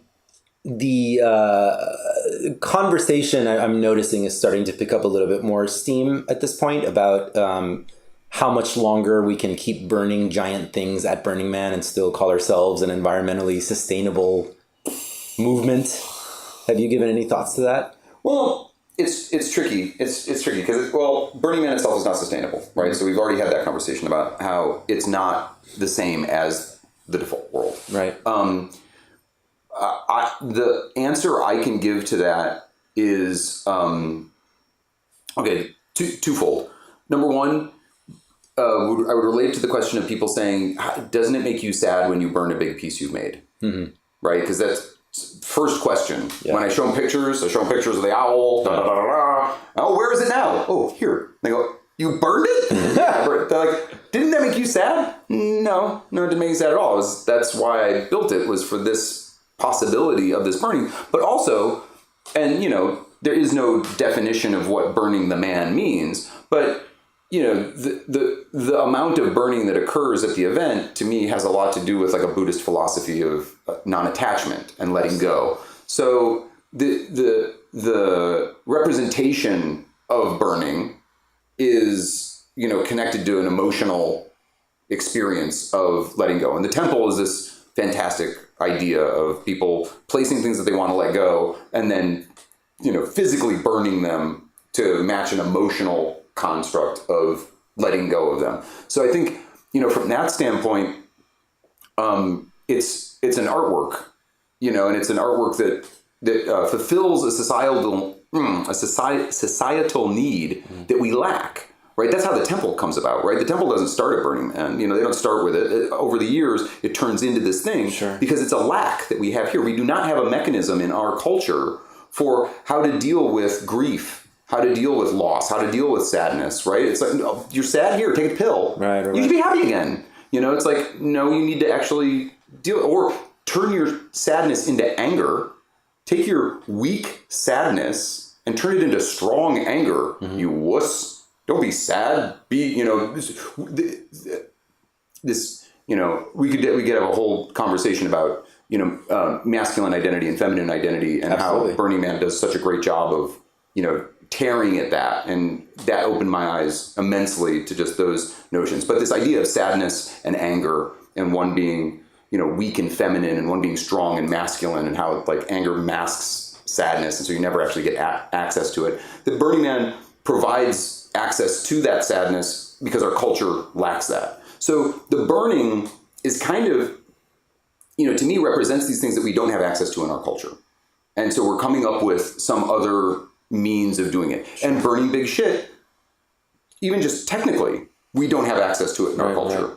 I mean, you have big bonfires in Texas and things like that. So there are like these big burn things, but like with intention, stuff like that. So I think from that standpoint, it might be ecologically damaging, but it's spiritually engaging, appropriate. Right. The other standpoint is, I think it's really sweet of people to say something about the ecological damage of burning the man. Let's just pick that one, burning the man, or burning the owl, right? Burning Mukuro. Oh, the ecological damage of that. It's like, can we put that on a scale next to what we do real ecologically damaging? Right. Like, Burning Man isn't a blip. Like, there's, if we're talking about global warming, if we're talking about like what the issues are, it's like you're being distracted from this monstrous machine that's doing this thing. And this is actually soul satisfying. And if it encourages you to actually think about that and then take that effort, like we were saying, and get involved in the bureaucracy and get involved in trying to find a way to manage this machine into doing some real good, then that's great. But I think it's disingenuous to say, burners aren't ecologically conscious. It's not because of the burning that goes on at Burning Man. What about the generators? Right. What about the Walmart tents? Yeah. What about the bikes? There is a million. What about the massive traffic influx? Right, like all of these things. There are a million. Yeah. Yes, I am not saying that Burning Man is ecologically conscious, but the idea being that you might come away from it with a perspective of how to actually affect this world, which is where the real ecological damage is happening. Then that to me, that's a worthy trade-off. Sure. I mean, I personally completely agree with you. I don't have the hard numbers. I'm sure at some point they're going to start coming in as if this discussion picks up more steam. No pun intended. More smoke. Yeah, more smoke. Picks up more smoke. There's fire where the smoke is. But yeah, it's interesting. Like I was having this personal struggle with myself when I was having breakfast today. Sure. I had eggs and a hamburger steak, and it's like a very protein rich, very not vegan meal. And I'm like, I really want to go vegan, but like, man, I just become more and more miserable. Like, is it just my body's addiction to it is too strong? I'm a big guy. I need a lot of energy. I work out. So it's like, how much good can I do in the world if I'm falling apart? Versus like, what trade-offs can we make? Right. Well, and it's all a trade-off. Yeah. And that you just made it, I think you hit on something really important, which is, I always state it from the standpoint of, when you get on an airplane and they say, put the oxygen mask on yourself before you attempt to help others. It's like, you're useless if you are not resourced. So number one, resource yourself. Yeah. And once you're resourced, then go from there. And if it requires eating beef and you feel that resources you, then I think you need to resource yourself. Right. I mean, and the judgment part's, reserved for you. Right. You know, if you want to make that judgment, that's on you. But it's challenging. I eat a lot of vegan, not exclusively, but I eat a lot of vegan just because, and it actually a lot of the times it makes me feel lighter. Oh, mind you, I prefer vegan cuisine. Right.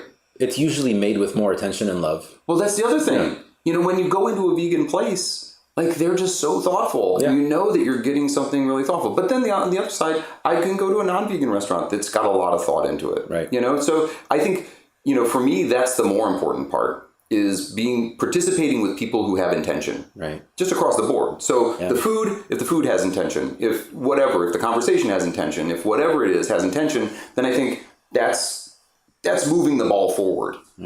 Like in the grand scheme of things, how much is Burning Man contributing to Earth as a whole versus taking away? Right. You know, is Burning Man's our cheat meal? Yeah.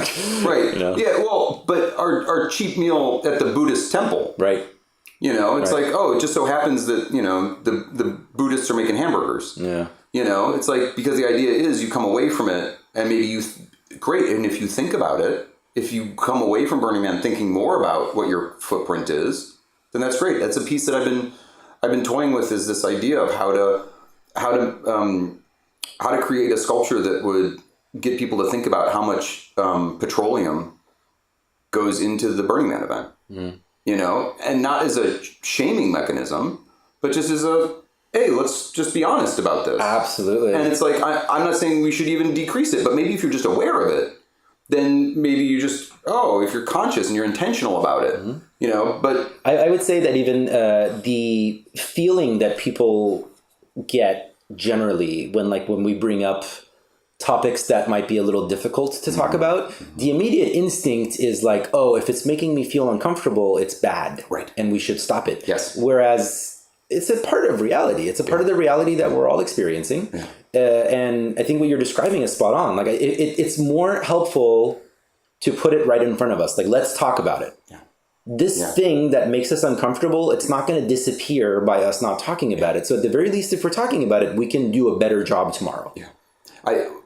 If you'd asked me 5 years ago if I understood what the word complexity was, I'd be like, yeah, I know what complexity is.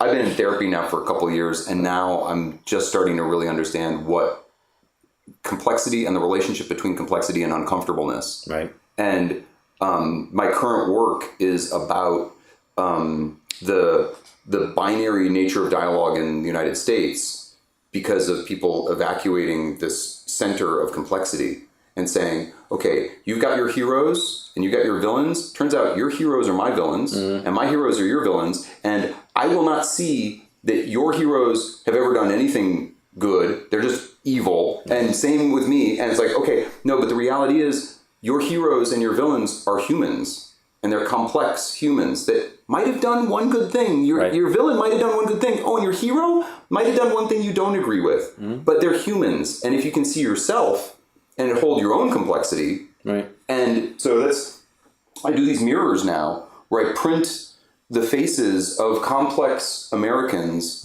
onto distressed mirrors. So I pour silver onto glass. Who is this one I'm looking at here? This is a guy named William Kunstler. Okay. So he was a civil rights attorney, and he would defend all sorts of people who obviously need defending. You know, Black Panthers. You know, all the way to people who were protesting the Vietnam War. Right. But then, he defended the guy who bombed the World Trade Center.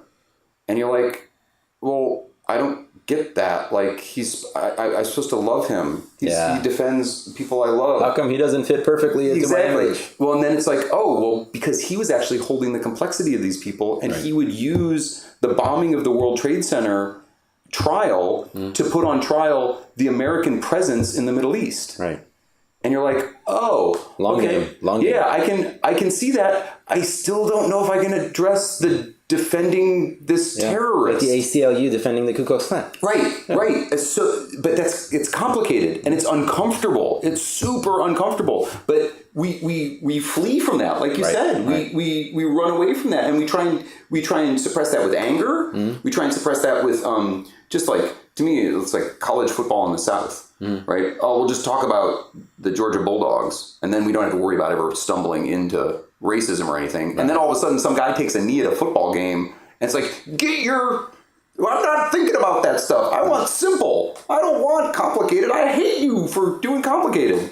I wonder. I mean, we have Martin Luther King on the wall here. I wonder how much easier some of his struggle would have been if like polyamory was a part of the national dialogue during his time. Sure, for instance. Yeah. It's just like a little example. Right. Like, I mean, this was something that they can hang over his head. It's like, he cheated on his wife. And then do you all of a sudden, with that, you throw the baby out with the bathwater. Exactly. And that's the idea. It's like, well, yeah, he was a human. Right. He did some great stuff. He did some stuff that maybe I don't agree with, maybe you don't agree with, whoever. But can you hold that he's a complex human and take the good parts and forgive the bad parts? But then it's about you. Yeah. That's why they're mirrors, right? It's about you. Can you see that in yourself? Like, is this whole like, oh, we're gonna hate him for whatever he did? Is that finger pointing back at yourself? Silly. Like, yeah. This is going to be, I guess, a mild left turn. How did the conversation about the Smithsonian come up? You mean getting in it? Yeah. I want to know the beginning of that story. So it was, it's an awesome story. It's an awesome Burning Man story. Cool. It's, I was in Virginia, in Norfolk, Virginia. There was a show at a place called the Hermitage, which was the first museum show of Burning Man art. This was, 2 years ago. And a friend of mine, James Peterson, a fantastic artist who I've worked with on tons of different pieces, he had a piece in this show, at this Burning Man art show in Norfolk, Virginia. And so it was this beautiful place on the water, old mansion with these huge grounds, and they had put tons of Burning Man art in the forest around this mansion. I mean, just spectacular show. You just wander through the woods, and then there would be 5 Ton Crane had a boot that was a house. And so, pieces from the playa in the middle of the forest. And he had a beautiful piece that he was building there, and I went with him to help him install it. And we're staying in this hotel in Norfolk, and there's going to be a big artist party, and all these Burning Man muckety-mucks are there because this is a big deal. It's the first museum show of Burning Man art. Yeah. And I'm all dirty from installing all day, and I get in the elevator, and I'm going up to my room, and this woman on crutches gets in the elevator with me, and for whatever reason, we don't have that default world barrier of communication, and we just start talking, and we just have this great conversation in the 6 floors until we get off. And one of us gets off the elevator or whatever. The next day, we're at the big party for all the artists and all the Burning Man muckety-mucks, and she's there, and she's like, "Oh, are you part of this thing?" And I was like, "Oh, are you part of this thing?" And I don't want to screw up her title, but her play name's Cupcake, and she's Teresa Duncan. She's, I'm going to say something like philanthropic outreach, but she was, part of this project. She's a great speaker, so she gets up and she introduces people and stuff like that too. She's really, but she was part of that event coming together, and we were talking, and I just showed her my signs, and I was like, "Oh, I've got, this is the work I've been doing." She's like, and I was like, and I take them to Burning Man and stuff like that. She's like, "Have you applied to put these in the Smithsonian?" I was like, "What?" And so I, You can apply for that? Yeah, exactly. So I put in an application, and they accepted it. Wow. I was just like, what? Yeah. So, it goes back to kind of the showing up for the municipal meetings, right? Like if you just show up, that's 99% of it. You always fail at the meetings you don't show up to. Right. And so I put together a little proposal and sent it in, and they were like, "Oh yeah, this is great." And one of the things that kind of works to my advantage is they're kind of smaller. Yeah. Like if I was doing a giant owl, they'd be like, "Yeah, no, we can't fit that." But my pieces were a little smaller, and so they took 3 of them, That's very interesting. I mean, that's like the thing that you might be most known for at Burning Man is like the bigger things, the big fire, the big build. Yeah. And then here are these things that just very comfortably slipped right in. That's the whole thing. Yeah. It's so. A friend of mine said, she posted a thing on. I did a Facebook post about something. And she's like, yeah. Here you are out there with like 50 people building these giant things. Right. She's like, but now I see this other little video of you walking around Burning Man, just this one guy with this idea, putting this sign in the ground. Yeah. She's like, and it's just as powerful. Yeah. And it's like, that really moves me because that's, I'm also an only child, right? So like group dynamics are something that are often challenging for me. Like this one-on-one, like I love this. As soon as it gets to be more than that, I can feel that it takes more energy out of me and I start getting concerned. Like I'm just not, so like those big projects, while I love doing them, there is something that taxes me from doing it. But doing stuff on my own, like, it's like, that's, I can say that in retrospect. Like at the time, I don't know that that's what's going on. It's introvert heaven.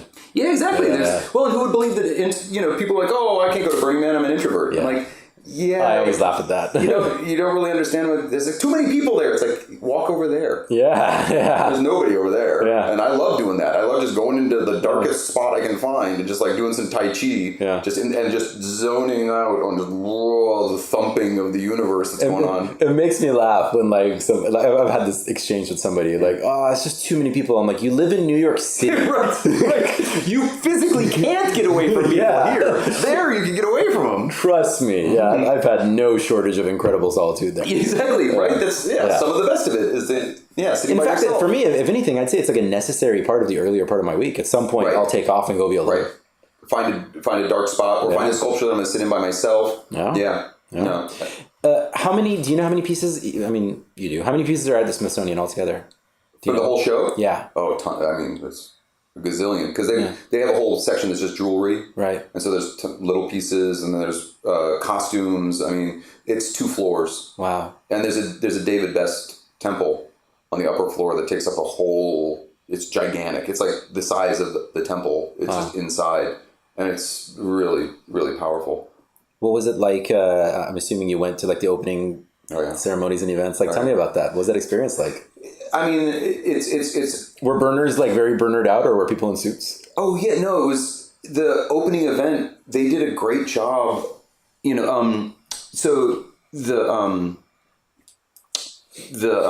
woman who's the curator there, Nora Atkinson, she came to Burning Man, as part of it, and I think she brought some of her team with her. So she experienced the playa.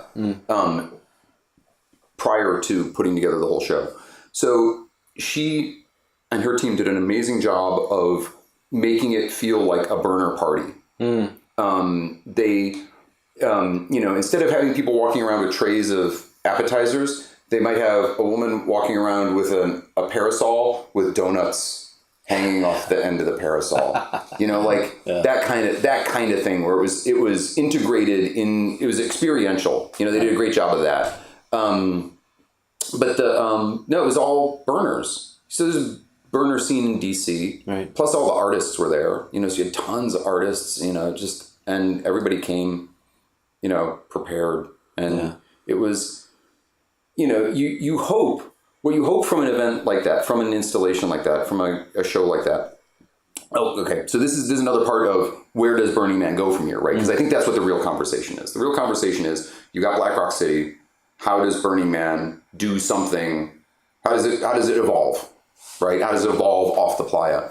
And that conversation I had with Larry in 2013, I think the mentality at that point was that the regionals were going to be the outreach for Burning Man, and that's where they were putting their energy. Was they're trying to fuel the regionals to give them more power, so that there was a point where the regionals would all come in and do that circle of effigies, so they were really foregrounding the regionals and empowering the regionals. Right. And one of the things that I was taking away from that though was that you would go to a regional event like the Decompression in LA or Utopia, things like that, and they're a great little taste of Burning Man, but they don't necessarily give context for like the 10 principles. Right. They don't give context for like what's the underlying real juice of it. It's like, oh, it's a fun party, so that's great. And if you're a burner, then you see what's going on, and right. you're taking that away. But if you're a non-burner,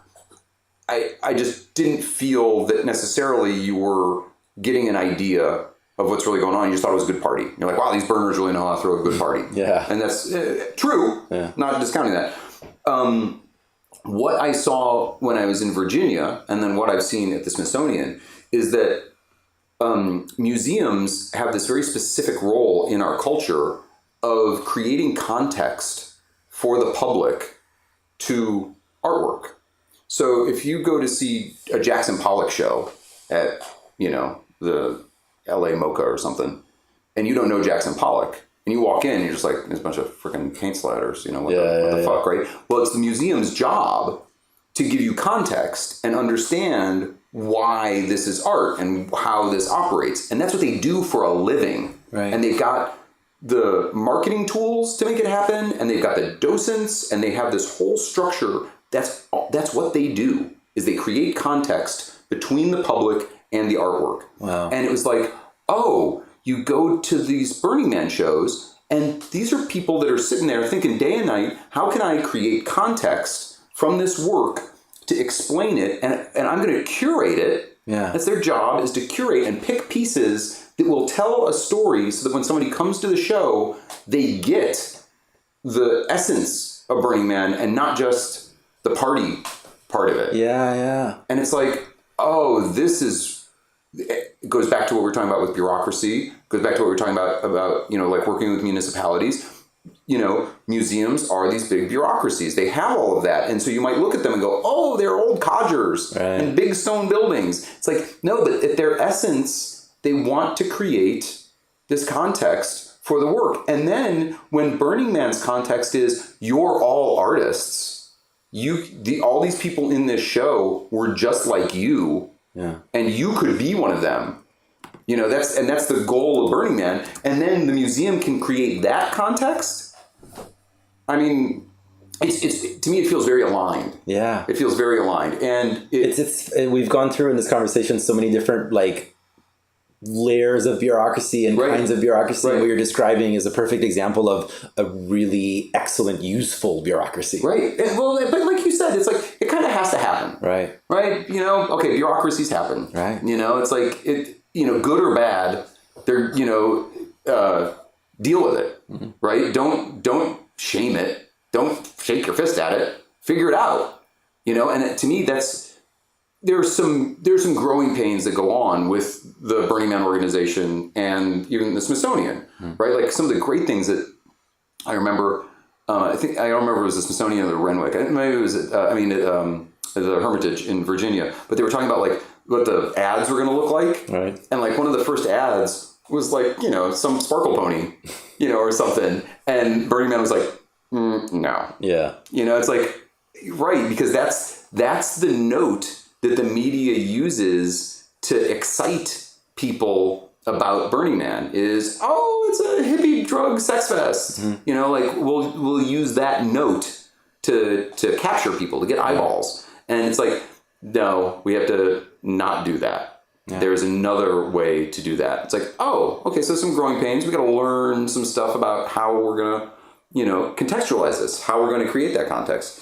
But that reinvigorated me in a whole new way. And that's fueled, taking the signs out and being able to say to people, they don't know that it's Burning Man. Right. This is not Burning Man art, but it is Burning Man art. But they don't need to know that. They just need to know that I'm subverting the systems of, the default systems. They don't know that that's the goal. They just feel it. They're like, oh, this is weird. Right. This is unusual. And then if they find out about Burning Man, oh, okay. Because I say that in all my press releases and stuff. It's like, oh, it's Burning Man. And it's in the Smithsonian Burning Man art show. And they're like, oh, Burning Man, what's this all about? But excellent. Yeah. Yeah. So what's next for you that you're excited about? Oh, that you haven't told us about yet already? No, I'm doing tons of crap. I mean, this I mean, I don't want to show you pictures. I want to tell you.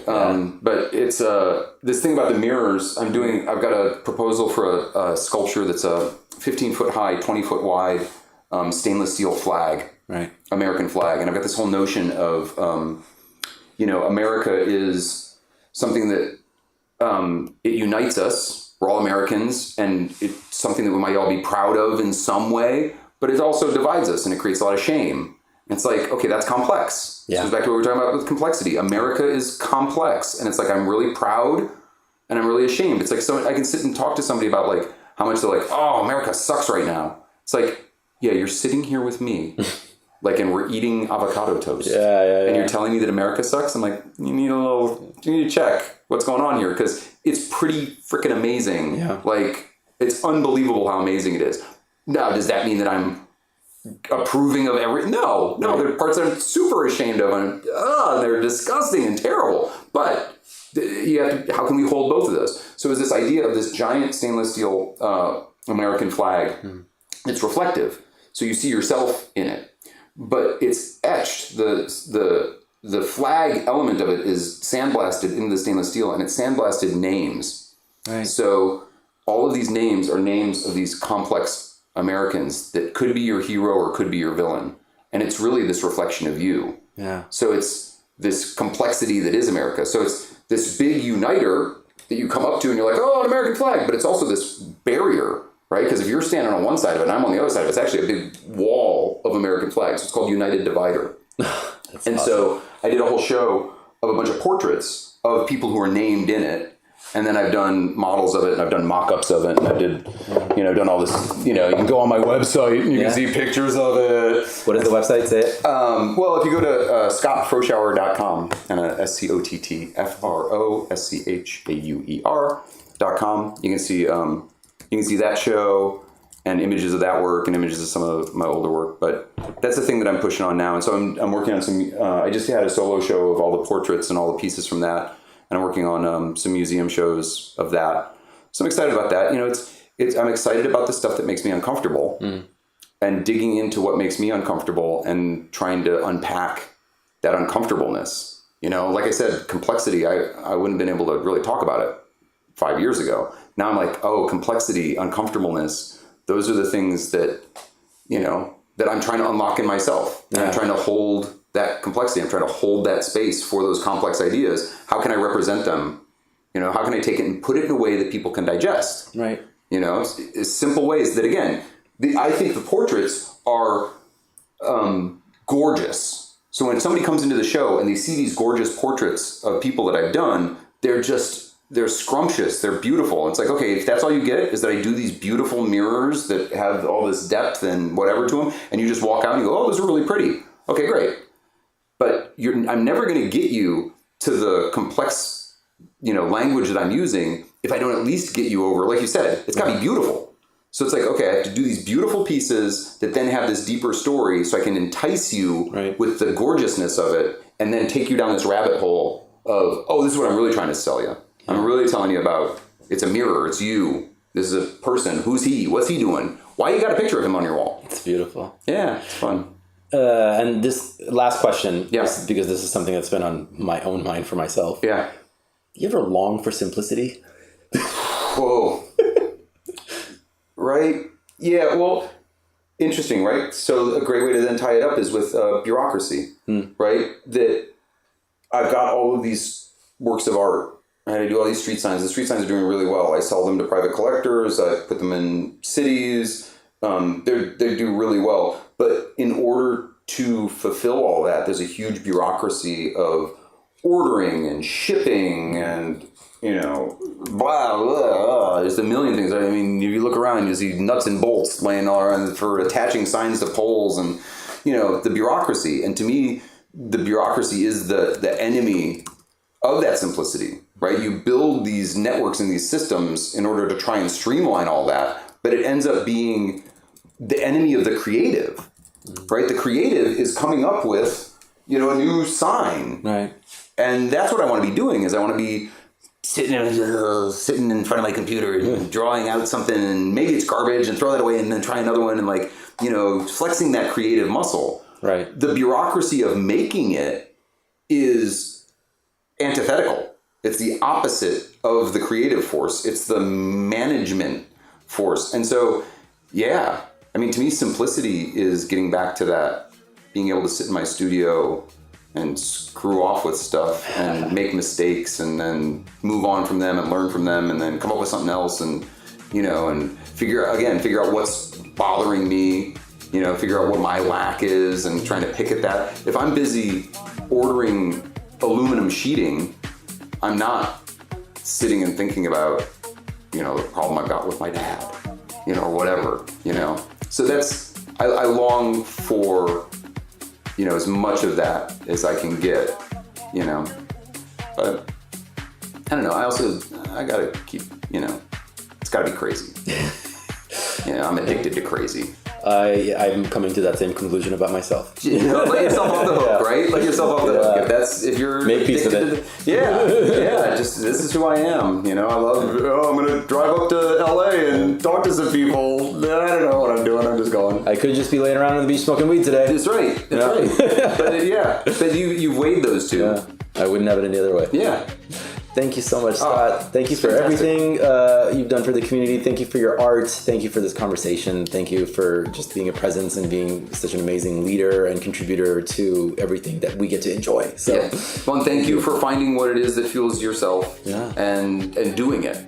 And I'm glad that I could be a part of it. You're welcome.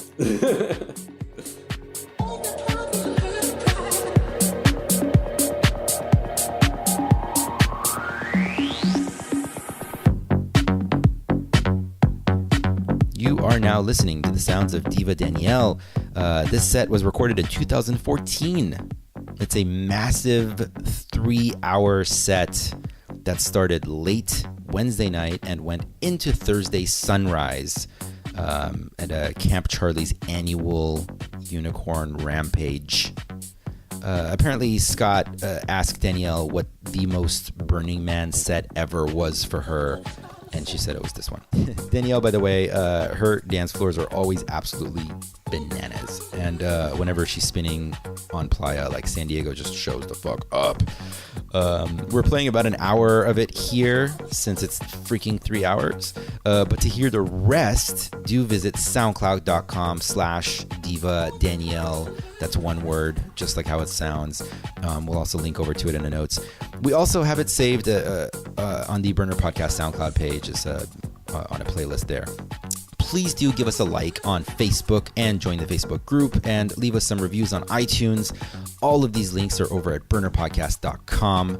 You can connect with me on all of these social medias at Mr. Arash. That's MRARASH. Special thanks to Athena Demos.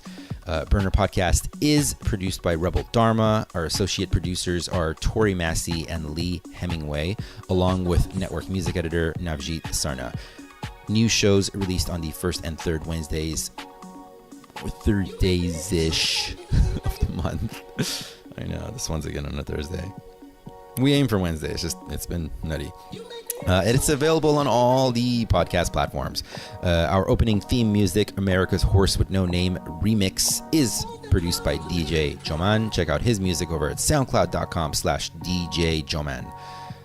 We love you, dear listeners. Until next time, love and light and all that other crap. Take us out, Diva Danielle. All the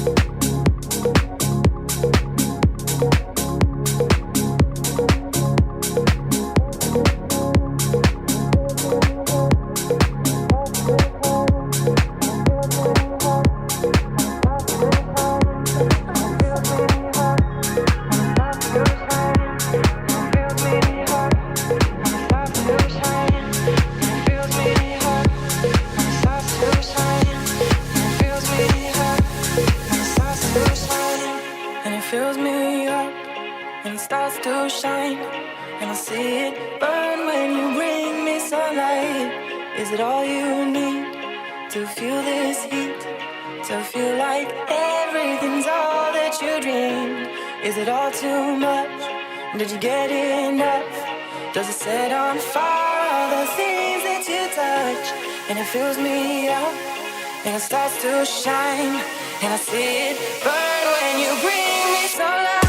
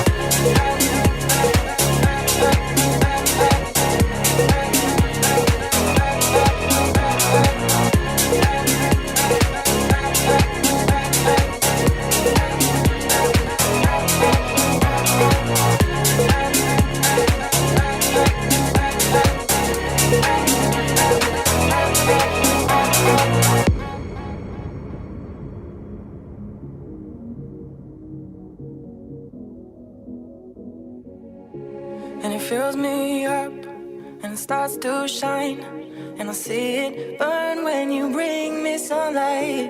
Is it all you need to feel this heat?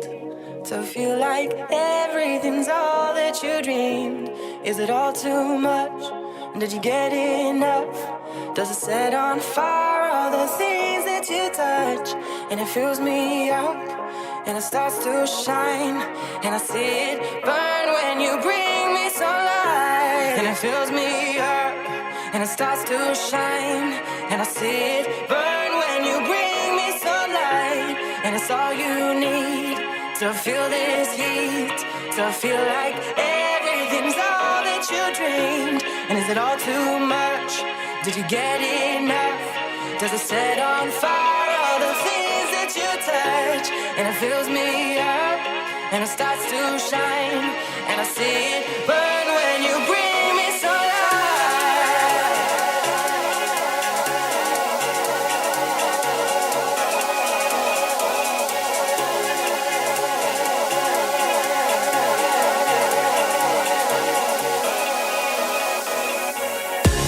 And it fills me up, and it starts to shine, and I see it burn when you bring me sunlight. And it's all you need to feel this heat,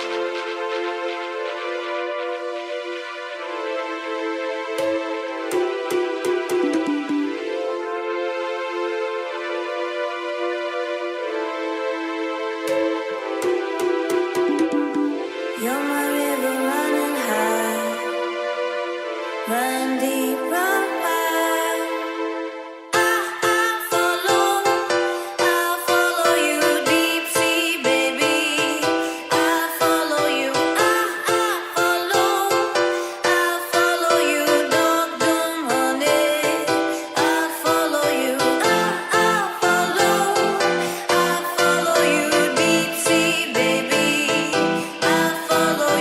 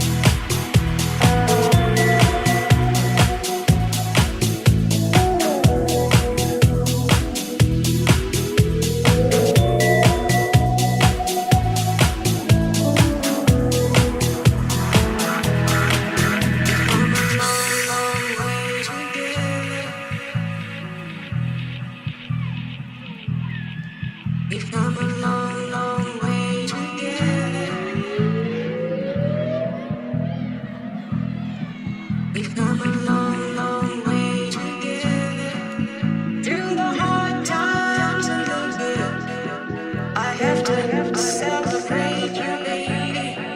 I have to celebrate you. Celebrate. I have to celebrate you, baby.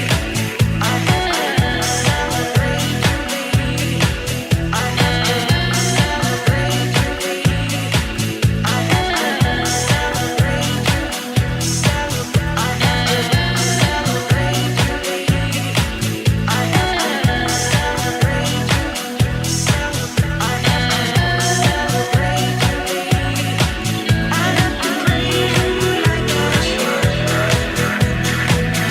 you. Celebrate.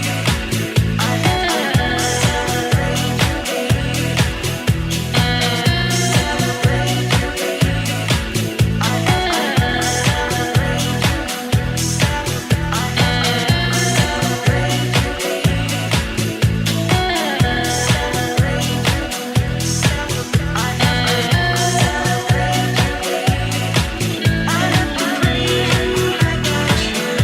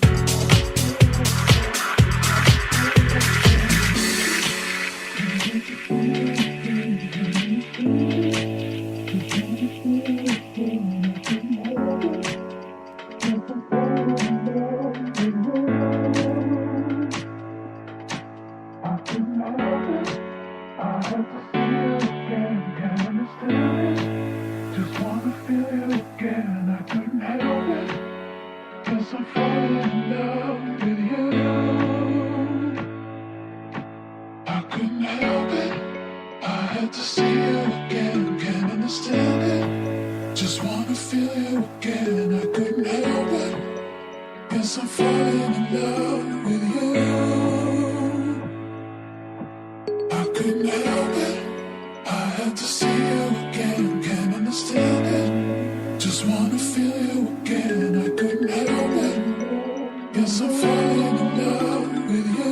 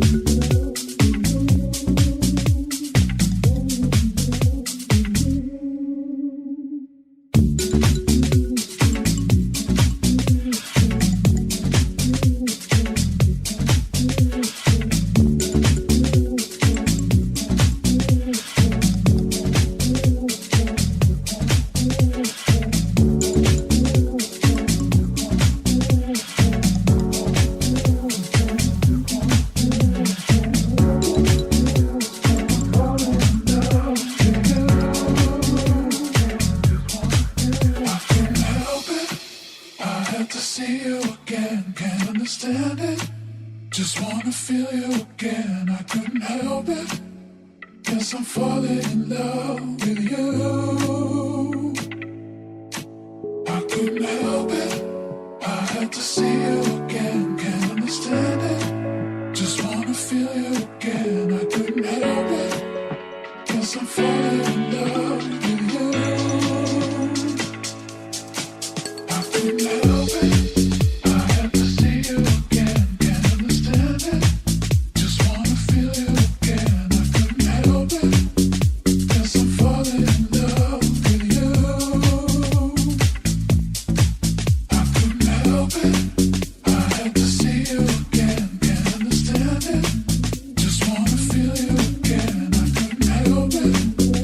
Yes.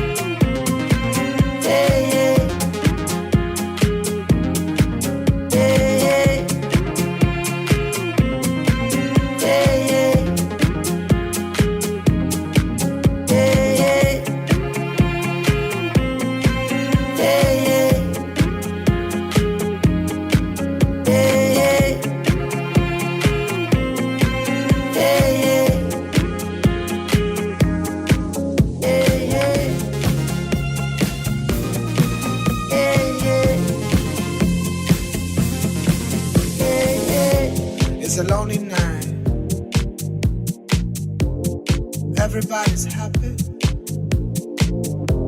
Been turning around, looking for a friendly light,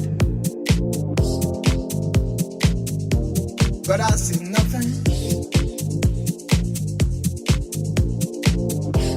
No eyes, no eyes on me.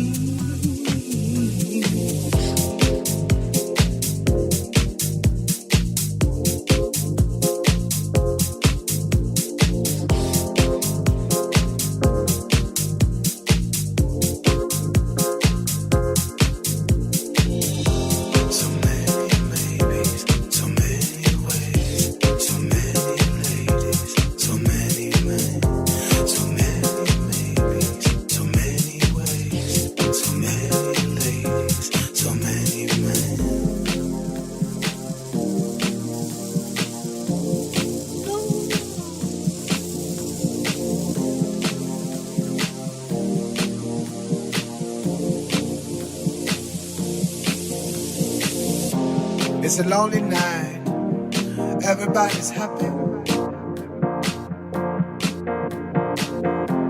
Been turning around, looking for a friendly light, but I see nothing. No eyes, no eyes, no eyes on me.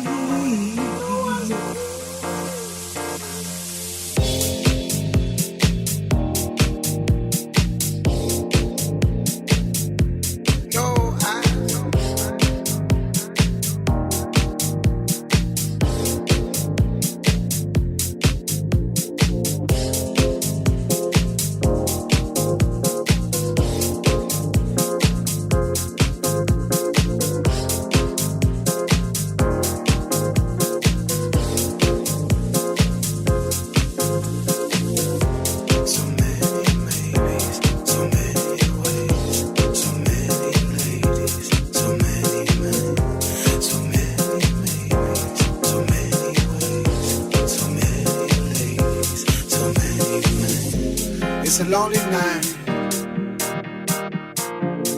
everybody's happy. Been turning around, looking for a friendly light, but I see nothing.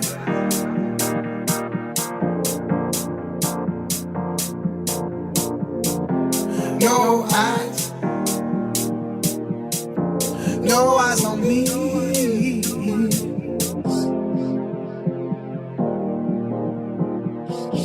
No eyes on me.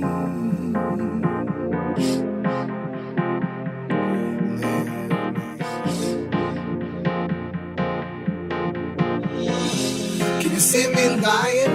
Can you see why I pretend? Can you feel me thinking? Would you save me if I fail? I would love to love you. I would love to be your man.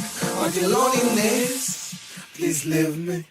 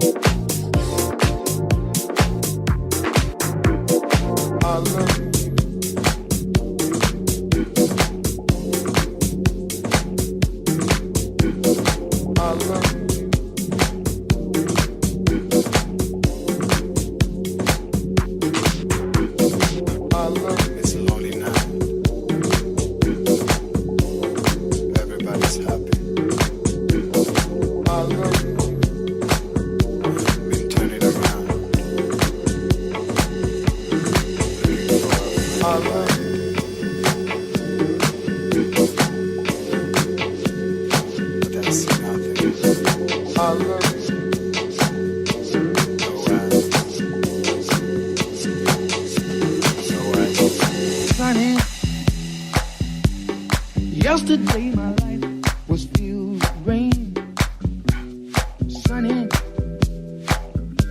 You smiled at me and really eased the pain. Now the dark days are done and the bright days are here. My sunny one shines so sincere, sunny one so true. I love you, sunny. Thank you for the sunshine you gave, sunny. Thank you for the love you brought my way. You gave to me your all in all, and now I feel 10 feet tall. Sunny one so true, I love you. Sunny, thank you for the truth you let me see. Sunny, thank you for the facts from A to Z. My life was torn like wind-blown sand. Then a rock was formed when we held hands. Sunny one so true, I love you. I love you.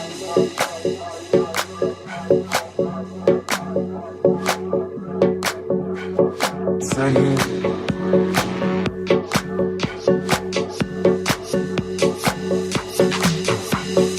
Sunny, I love you.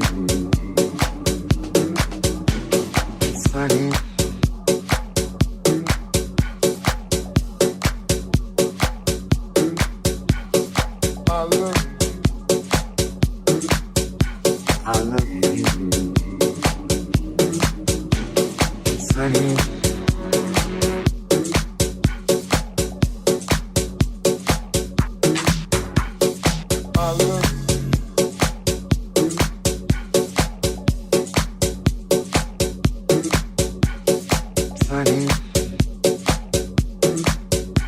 I love you. Sunny.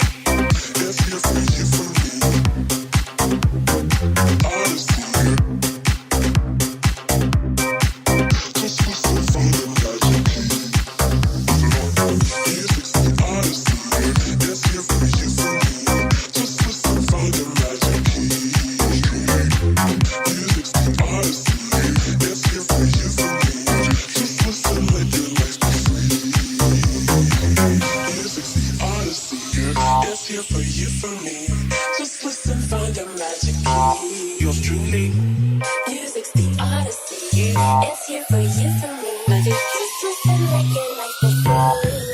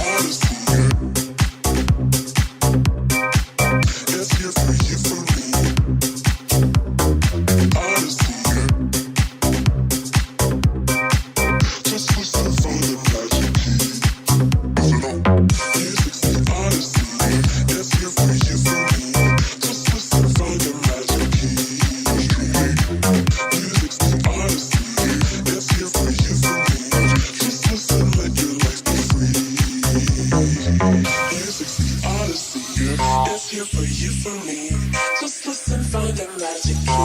Yours truly. Music's the odyssey. It's here for you, for me. Magic. Just listen, let your life be free. It's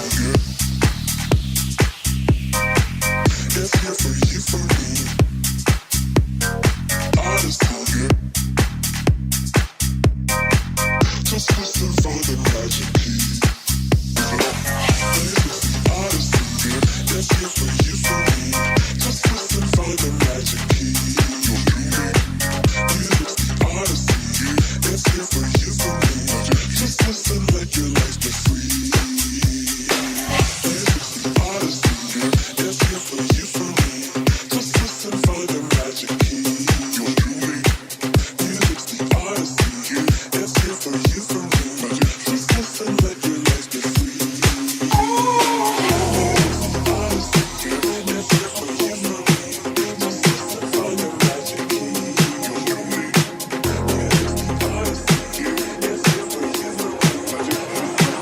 me.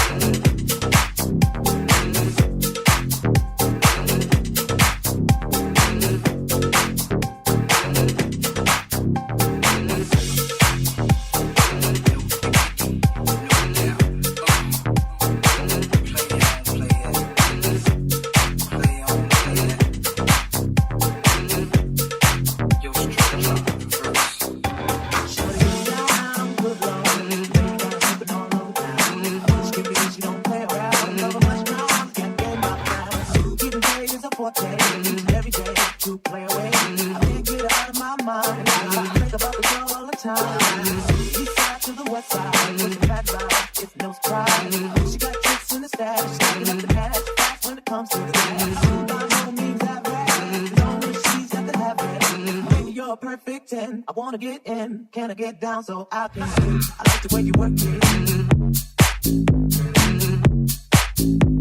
You're diggity. I got to bag it up. I like the way you work it. You're diggity. I got to bag it up. I like the way you work it. You're diggity. I like the way you work it. You're diggity. I got to bag it up. I like the way you work it. You're diggity. I got to bag it up. I like the way you work it. You're diggity. I got to bag it up. She's got classic style. She managed by the time. Baby never act wild. Turning no key on the profile. Get your feelings is a no. Let me tell you how it goes. Earth the words, spin the word. Love is a damn so freak what you know. Better with the fatness. You don't even know what the happening. You got to pay the pay. Just for short things and they look your way. I like the way you work it. Can't type all day, every day. You're blowing my mind, maybe in time. Baby, I can get you in my mind. I like the way you work it. No diggity. I got to bag it up. I like the way you work it. No diggity. I got to bag it up. I like the way you work it. No diggity. I got to bag it up. I like the way you work it. No diggity. I got to bag it up.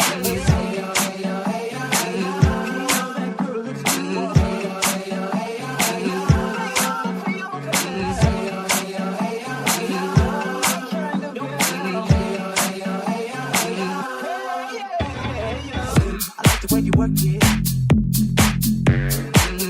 I like the way you work it. No diggity. I got to bag it up. I like the way you work it.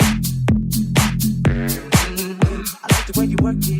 No diggity. I got to bag it up. I like the way you work it. I like the way you work it. No diggity. I got to bag it up. I like the way you work it. I like the way you work it. No diggity. I got to bag it up.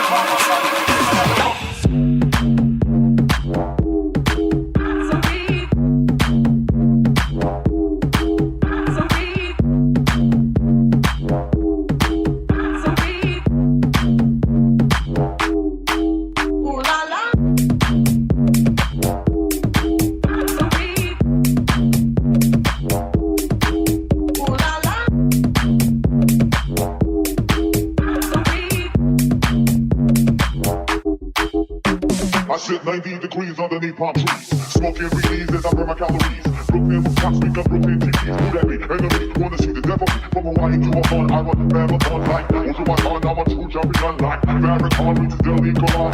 Phenomenon, lyrics, that's like a pumping, they pump, but they can't hear the love. Pumping, they pump, but they can't hear the love. Pumping, they pump, but they can't hear the love.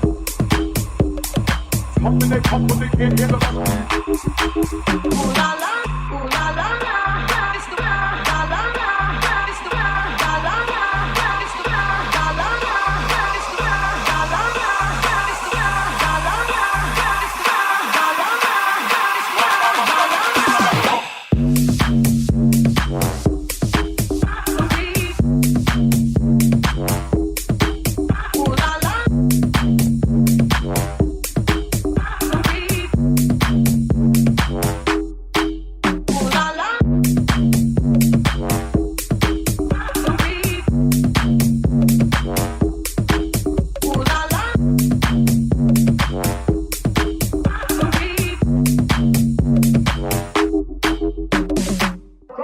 la la, it's the way that we rock when we doing our thing. Ooh la la la, it's the natural law that the refugees bring. Ooh la la la la la la la la la la. So lead me. Pump and they pump, but they can't hear the love. Pump and they pump, but they can't hear the love. Pump and they pump, but they can't hear the love. Pump and they pump, but they can't hear the love. Ooh la la la, it's the way that we rock when we doing our thing. Ooh la la la, it's the natural law that the refugees bring. Ooh la la la la la la la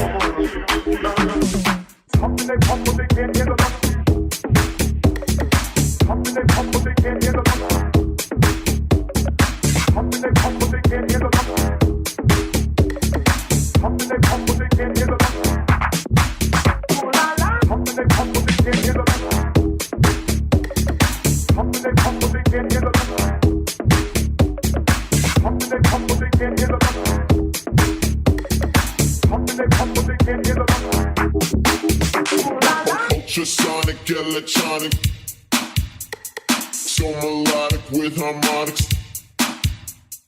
Ultrasonic, electronic, so melodic with harmonics. Ultrasonic, electronic, so melodic with harmonics. Ultrasonic, electronic, so melodic with harmonics. Ultrasonic, electronic, so melodic with harmonics. Ultrasonic, electronic, so melodic with harmonics. Ultrasonic, electronic, so melodic with harmonics. Ultrasonic, electronic, so melodic with harmonics. With harmonics, electronic, so melodic. Ultrasonic with harmonics, electronic, so melodic. Ultrasonic with harmonics, electronic, so melodic. Ultrasonic with harmonics, electronic, so melodic. Ultrasonic,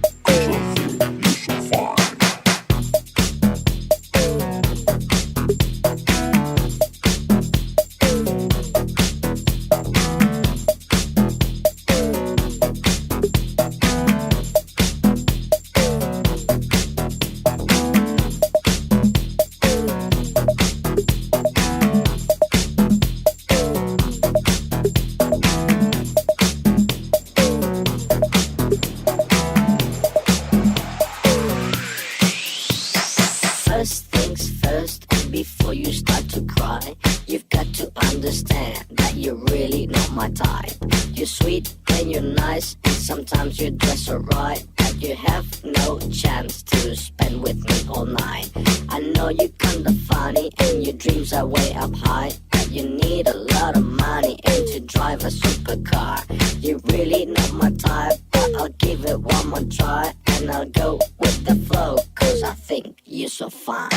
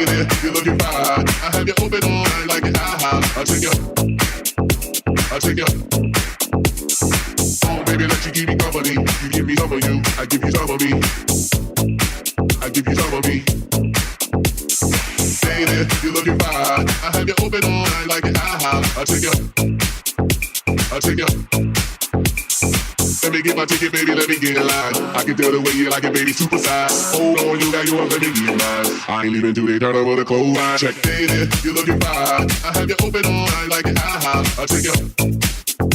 I'll take you. Oh, baby, let you keep me company. You give me some of you, I give you some of me. I give you some of me. Baby, you're looking fine. I have you open all night like an IHOP. I'll take you. Oh, baby, let you keep me company. You give me some of you, I give you some of me.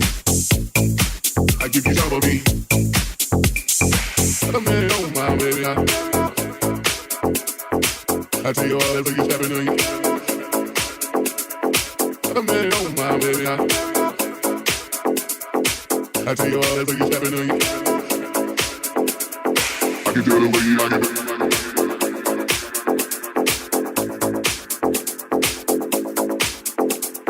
Baby, super fast.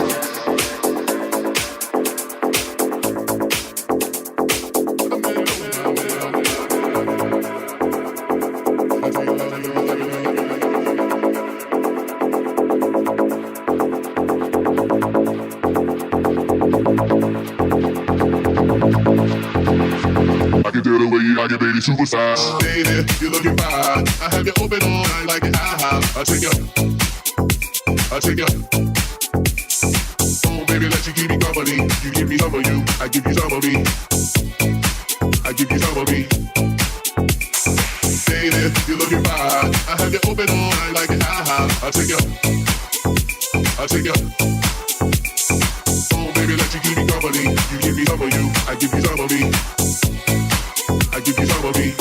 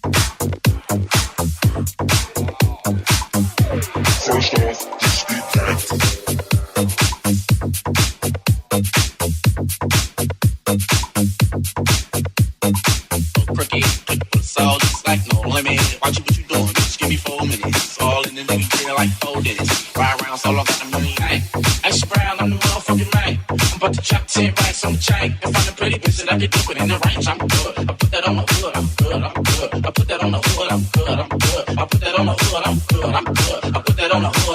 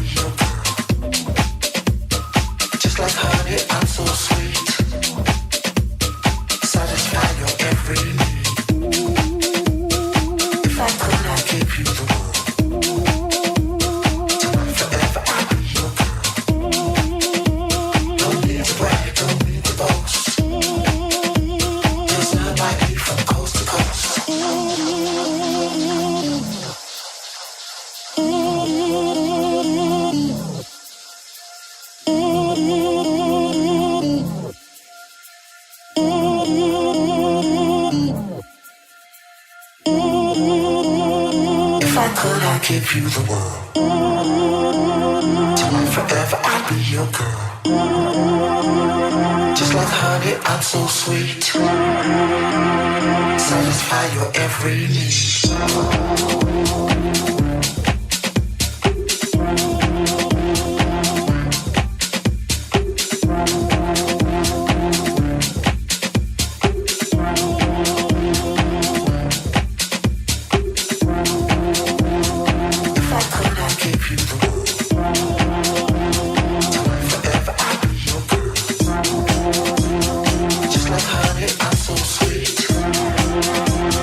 Satisfy your every need.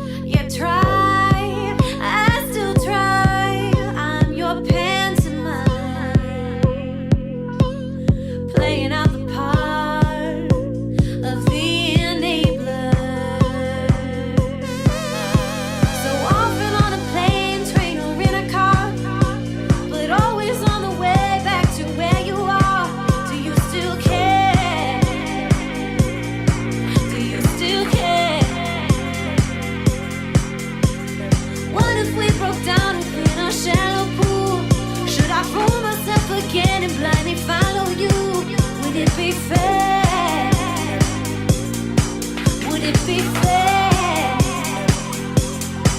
Would it be fair? Would it be fair? Would it be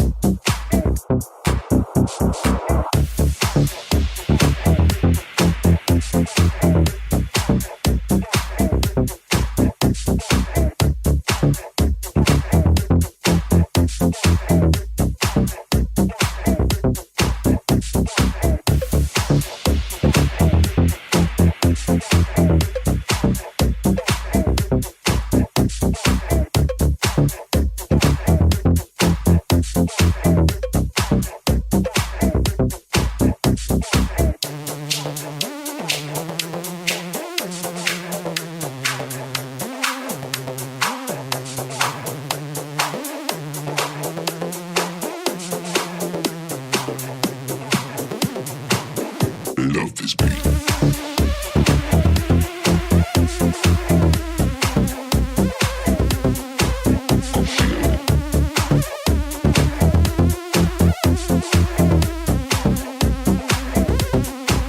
Work that.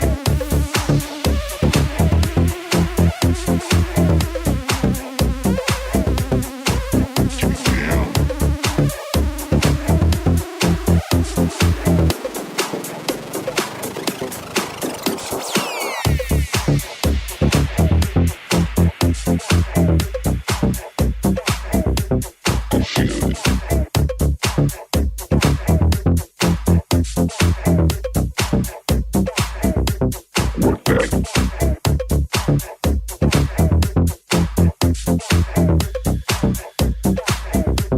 Get it down.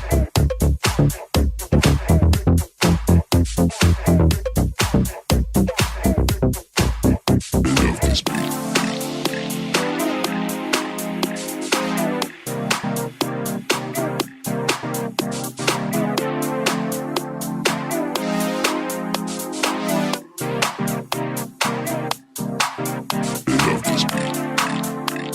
burnerpodcast.com.